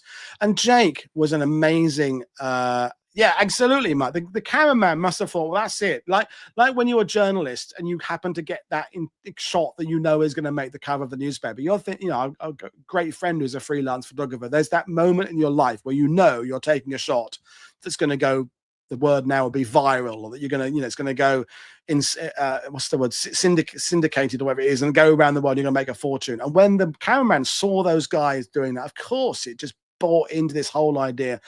And Jake was the sweetest guy. I mean, this is a guy, and I recommend thoroughly this book, The Filthy 13. There's several books in The Filthy 13. This is one I've got. And to prove I knew, there's Jake McNeese signed it for me there in the front there. Jack Womer was the other guy. It was Jake McNeese, Jack Womer, and Jack Agnew. So they were lovely guys. But here's the thing about, before we do that,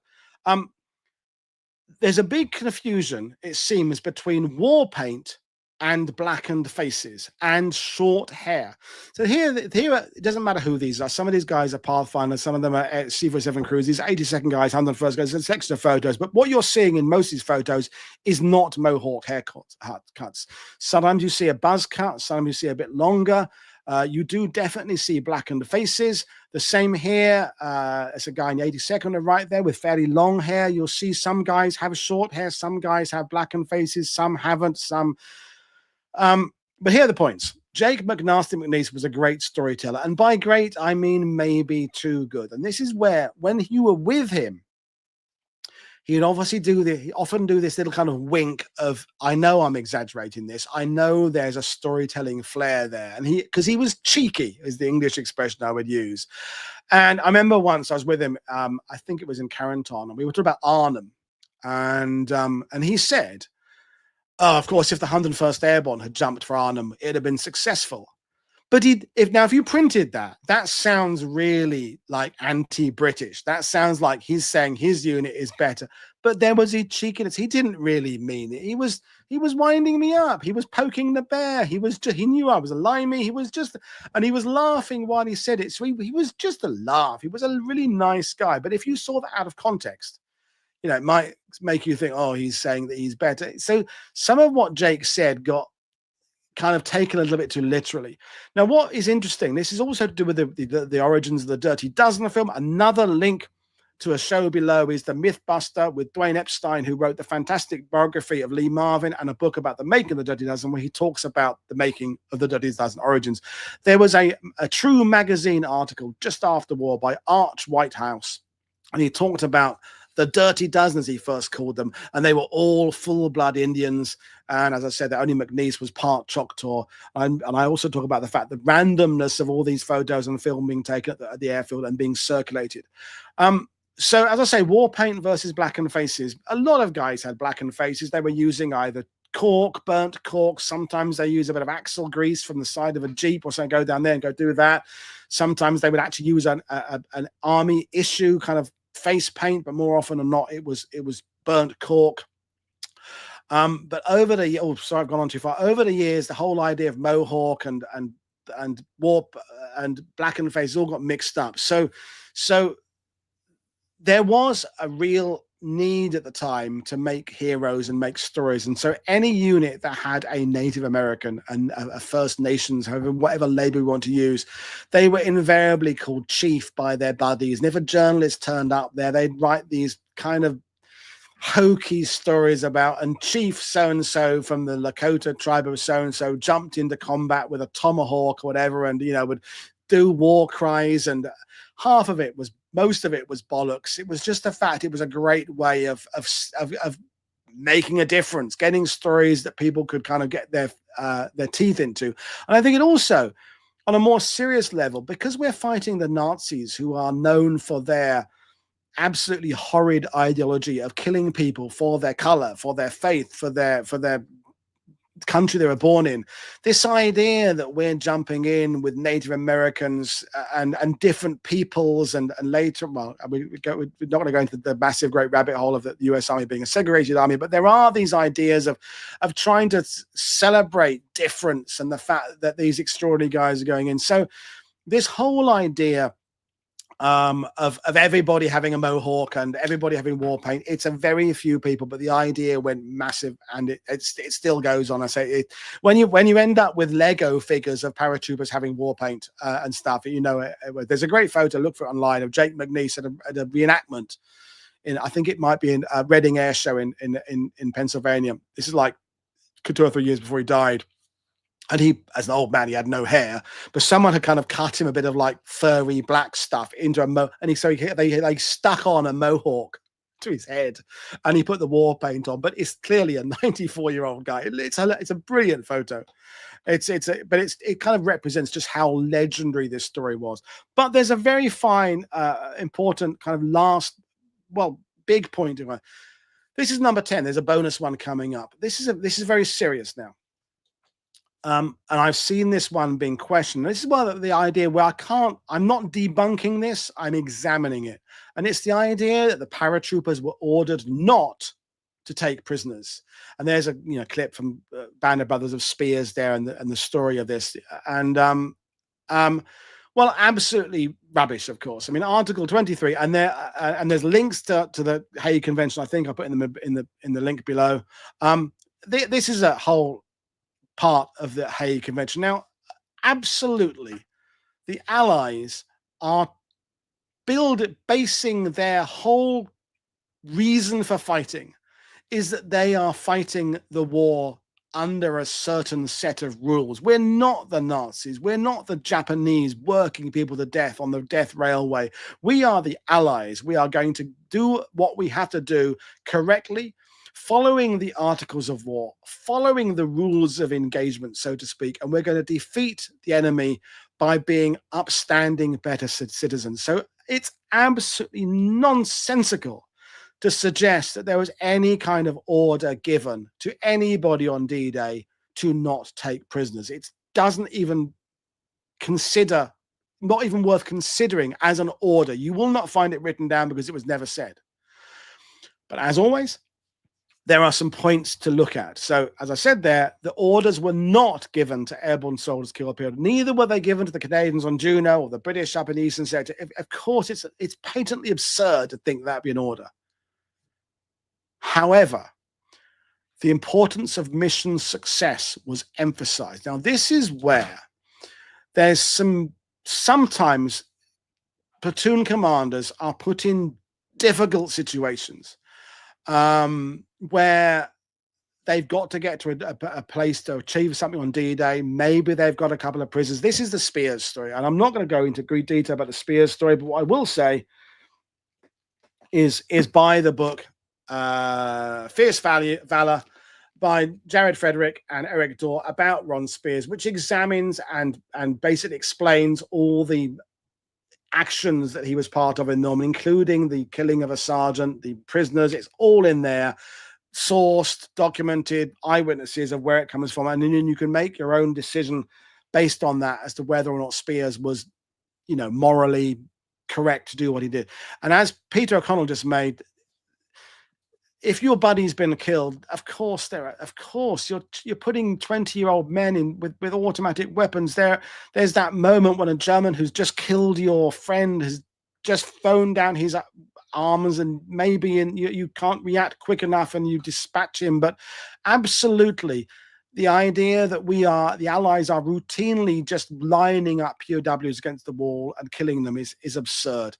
There are very few accounts of this, and they are far outnumbered by German incidents against Allied soldiers. I mean, it's not even the comparison is so vast. We know of nearly over 300 Canadians and British murdered by the 12th SS in the few days after D-Day. There are dozens of occasions of paratroopers being butchered by the Hemavez atrocity I mentioned earlier on, Grania, where some of the French civilians were murdered by the SS upon the reclaiming of the village.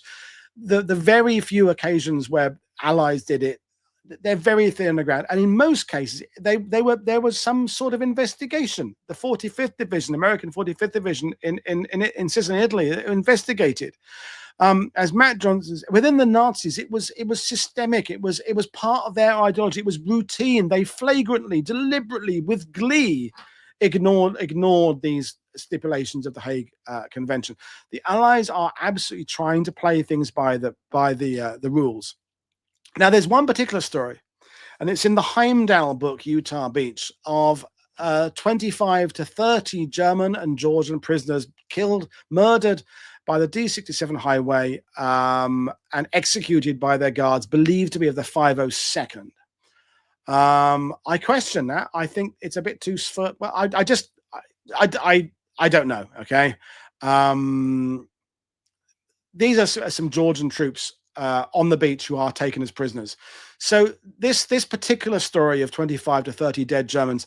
My first question is: wouldn't that arouse suspicion when the grave registration guys come along, or are we saying that these 502nd guys somehow managed to bury all these 30 Germans they killed and no one find them in the next few days and weeks? And if they're all in the same place and some of them have got bandages on because they've been wounded, wouldn't someone raise a question? So I have questions about that.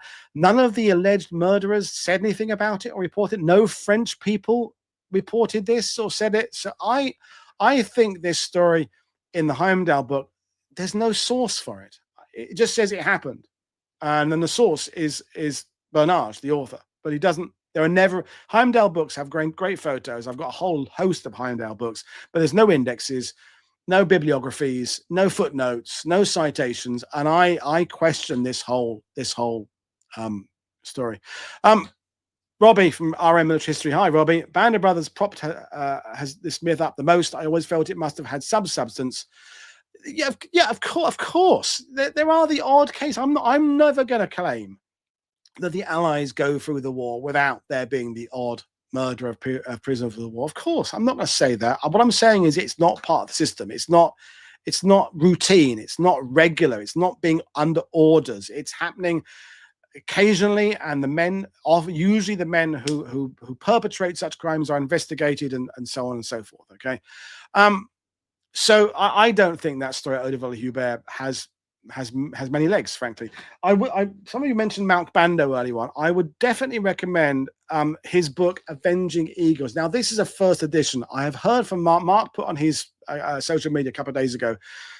There's a new edition of this coming out, apparently. It's not even printed yet. You can get it in French. You can buy the French version if you happen to be watching this and you're French. There's a French version. Now, because it's me, mine's signed by various veterans, including Mark Bannett, signed by Don Baguette, and who else signed that one there? Joe Biley II, Al Hazenzal signed it. Fred Bailow, Fast Freddie Bailow, H Company 506. Don Brinnenstuhl, A Company 506, signed it. Arno Whitbread, various guys. So mine is signed by a few veterans. But there's a new version of this book coming out, and there's some brilliant stories about the kind of juicy things that he heard as interview guys of, murders of civilians in England, and people, having ghostly encounters and fratricide. It's very rare though. I mean, there's like a couple of dozen accounts in a book about a division that 8,000, 9,000 men passed through, but it's definitely worth reading. There's a new edition of it coming out sometime. And as you said there, yeah, Spears did kill prisoners. It's witnessed and confessed. And in his case, there probably was going to be an inquiry. Members of D Company had suggested that the circumstances were a bit odd, and it should be. And those reports were handed to the commanding officer of D Company 506, Jerry Gross. And Jerry Gross was killed in the Battle of Saint-Côme-du-Mont on the 9th of June, I think maybe the 10th of June, in what is called the snafu engagement. And what seems to happened is the reports kind of got thrown away when he got buried, and it never went to another level. And Spears is a really fascinating person, and and he admitted it. He admitted it. It basically, I'll let you read the book, but it was they had no means of looking after these guys, and so they dispatched a couple. But I'm coming to the end now because I'm knackered. And this is a bonus myth. And some of you right at the beginning were talking about the 82nd compared to the 101st, and the 101st Airborne get all the glory. And well, interestingly, yes, that's true. But if you look at it in the historiography, the 82nd had more fame for longer than the 101st did. When I was because the longest day did it. When I was coming to Normandy in my 20s, the 45th anniversary, the 90th, 50th anniversary, you never saw any 101st Airborne reenactors. It was all 82nd. I remember in Ste Mere Eglise Square, I think it was the 45th anniversary. It might have been the 50th. I don't know which one it was. And there was a lone 101st Airborne reenactor there. And I went and took his photo. I said, bloody hell, mate, you're doing 101st Airborne. He said, yeah, I'm Billy No, mate, sit here on my own. Everybody's doing 82nd, because it was John Wayne and Colonel Van der Voort, and it was the Bob Piper of the 505th, and James Gavin and Marcus Hyman and Leonard Peterson at the bridge, and Charles de Glopper, the Medal of Honor recipient in the glider. It was always about the 82nd, and then it all changed with the release of Band of Brothers. So actually, we're only into year 25, or was it since Band of Brothers came out in 2001? Year 25 of the 101st getting all the attention. For like 3 decades before that, the 82nd Airborne got all the attention. So maybe as it all evens itself out, there'll be an 82nd Airborne movie in 5 years, and attention will shift back again. It's like the tension between the 6th Airborne and the 1st Airborne with the British. When the Arnhem anniversaries happen, it's all about the 1st. When it's normal, it's all about the 6th.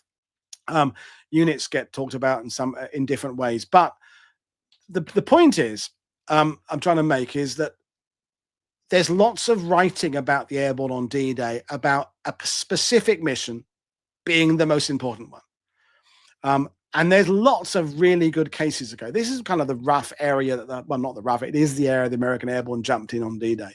So you'll have books saying, Brecor Manor was a single most important action on D-Day. The holding of the causeway at Lafayette was a single most important action on D-Day. Turner Turnbull, half Choctaw, half Scottish, holding the line at Nerville Plan, north of Ste Mere Eglise. The wooden bridges where the Filthy 13 fought over the Douve River, really important there. The seizing of Marmion Farm up in Ravenaville, the taking out of the Holdy gun battery near Hiesville, the taking out of the Eau-de-Ville-Hubert gun battery, the holding of the Ste Mere Eglise crossroads. There's lots and lots of events that are very important. I don't like the idea of singling out any one of them as being the most important. The simple reason that the American Airborne, and to most extents the British Airborne 75 miles to the east, worked is, as a whole, the two divisions, all of them, even the ones that were in the wrong place, caused the Germans to be basically busy on the morning of June the 6th. And the landings on Utah Beach, which you can see the landings coming in on that graphic there, instead of there being lots of Germans overlooking the causeways through the floods, holding the villages of Ravenaville and Foucaultville and Eau-de-Ville-Hubert and Saint-Marie-du-Mont, and instead of the Germans of the 91st Division being able to race through the villages of Ste Mere Eglise and Chef du Pont and Les Forges towards the beaches to maybe counter against the landings of the 4th Division there, all the Germans got caught up in dozens and dozens of separate actions. Some of them were 3 guys holding a little crossroads against 6 Germans. Sometimes it was a car being knocked out and the German officer being killed, or it was a farmhouse of Germans being taken out, or telephone lines being cut, or whatever. It's about looking at the whole, not the part. Obviously, we have to focus on certain stories to tell the deeds of these guys. Here are some of them. I just mentioned it. The incredible, important defending of the Lafayette Causeway. If you're thinking about coming to Normandy and you want to join our October week-long tour with me as the guide for World War II TV, we do an hour or 2 at Lafayette talking about Leonard Peterson and Marcus Hyman knocking out German tanks on that causeway. It's an amazing story, but it's one of many amazing stories. There's the monument there at Lafayette representing a typical paratrooper there, Sir Iron Mike, that kind of thing. There's a monument to James Gavin there. These are the tanks knocked out by those guys at Lafayette. These are some other guys in the 82nd Airborne, because I feel I've been talking about the 101st a bit more today. So I'll talk about the 82nd Marcus Hyman, knocking out the assistant bazooka man, knocking out those tanks. Joe Fitt got the Silver Star, running up and dropping a grenade in the turret hatch of one of those tanks there. Turner Turnbull, I mentioned him at Nerville Plan, stopping German Stugs coming down the road from Cherbourg. Otis Sampson, incredible mortar man who could drop a mortar in a pickle barrel at 1,000 yards. One of the best mortar guys ever. Incredible soldier. There are lots and lots of incredible stories on D-Day, and saying that any one single event is more important than any other is in my opinion unfair. I just want to go back very briefly, because I didn't say this early on, to the Filthy 13. So so the guys with the Mohawks, because it's an important story there. I want to just mention where they were. So Jack Agnew and Jake McNeice were down the wooden bridges. And there's this monument at Brevant now to the Filthy 13. And it's a great monument. I like taking people there. Mag is taking some family members of Jack Agnew, the man on the left there later this year. But the problem, maybe problem is a strong word, but this monument, there it is, at the middle photo there, this bronze monument of a Filthy 13 guy. There was like 6 or 7 Filthy 13 guys who fought at the wooden bridges at Brevant, okay? In amongst several hundred members of 3rd Battalion 506. Now, the 3rd Battalion 506 are absolutely mentioned on the information panel, but the monument is only of a Filthy 13 guy. And I think that's a little bit unfair. I like monuments and statues like the US Navy one at Utah Beach that has like a stoker and like a commander guy. It represents all of the Navy. There's an 8th Air Force one coming up in Normandy this year that has like a navigator and a pilot, and it's talking about the whole of the 82nd Airborne. I like an idea of a monument that celebrates everybody, not individuals. So as much as I like the Filthy 13 monument, to me, it kind of means we're ignoring to some extent what the 506 3rd Battalion did there, holding those. There was a wooden bridge, a footbridge, and a road bridge, and a ferry, like a kind of little raft thing like the ones you see in those Civil War films across the Douvre River. And the idea was they had to hold these bridges to stop Canada. Let me throw a map up so you know what I'm talking about. I'm rabbiting now, but hopefully you're still enjoying it. A little bit more of me to go, then I'm going to have a well-deserved beer, hopefully. Well, not hopefully, I will be having a well-deserved beer. Let me go and find my 101st Airborne Drop Zone map. Let me get there, getting there in a minute. There we go. So we're talking about just to the bottom right of the two green circles there. You can maybe see the Douvre River. And that is the idea that the 3rd Battalion 506 were to prevent a German counterattack coming across sort of from the Brevon, which is right in the bottom right corner of that map, to up towards Utah Beach. You can see by that kind of black U-shaped bit on the beach there.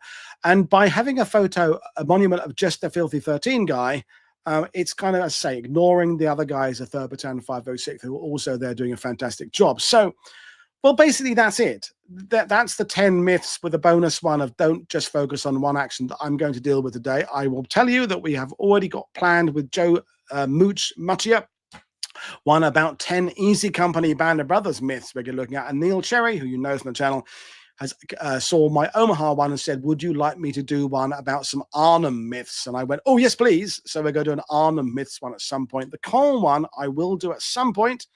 But I've got to do a lot of research for that one, so it won't be immediately because I've got to get all those documents to back up my case there and look at what Monty was saying and look at this there. Squeaky chair, Neil, exactly. Yeah, mild ranting today. I didn't get quite as ranty as I did in the Omaha one. None of these things made me completely angry, but I just, hopefully you've made a few of you some things. Oh, it's 2 hours, so it's just longer than the Omaha one.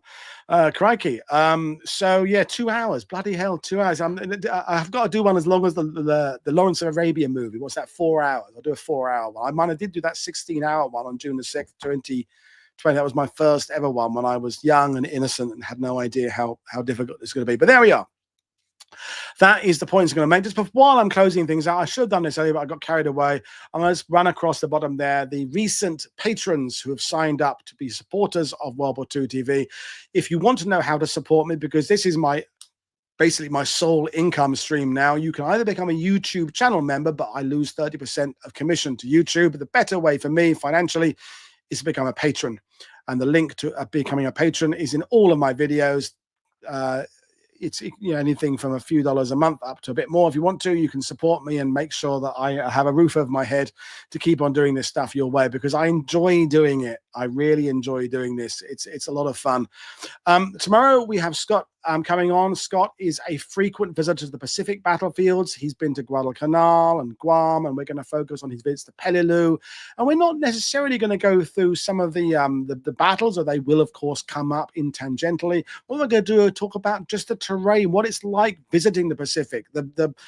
Are there poisonous snakes? How bloody hot is it? How steep are the hills you've got to climb there? So his experiences of visiting the battlefields and recording them in high definition. He has his own YouTube channel. We'll look at that tomorrow. But right now, I'm going to go and have a beer because I'm absolutely knackered. I'm completely cream crackered. So there we are. That's 10 things to think about there. I welcome your comments because I always enjoy reading them, even if I disagree with you, and even if you disagree with me, that's fine. You can have interpret. And if you firmly believe John Steele landed on the church, then give me the evidence to back up your case, and we'll have a good discussion about it. So cheers, everybody. I'll see you all again tomorrow. But in the meantime, this is Paul Woodadge for World War II TV saying enjoy the rest of your Tuesday. Cheers. Bye.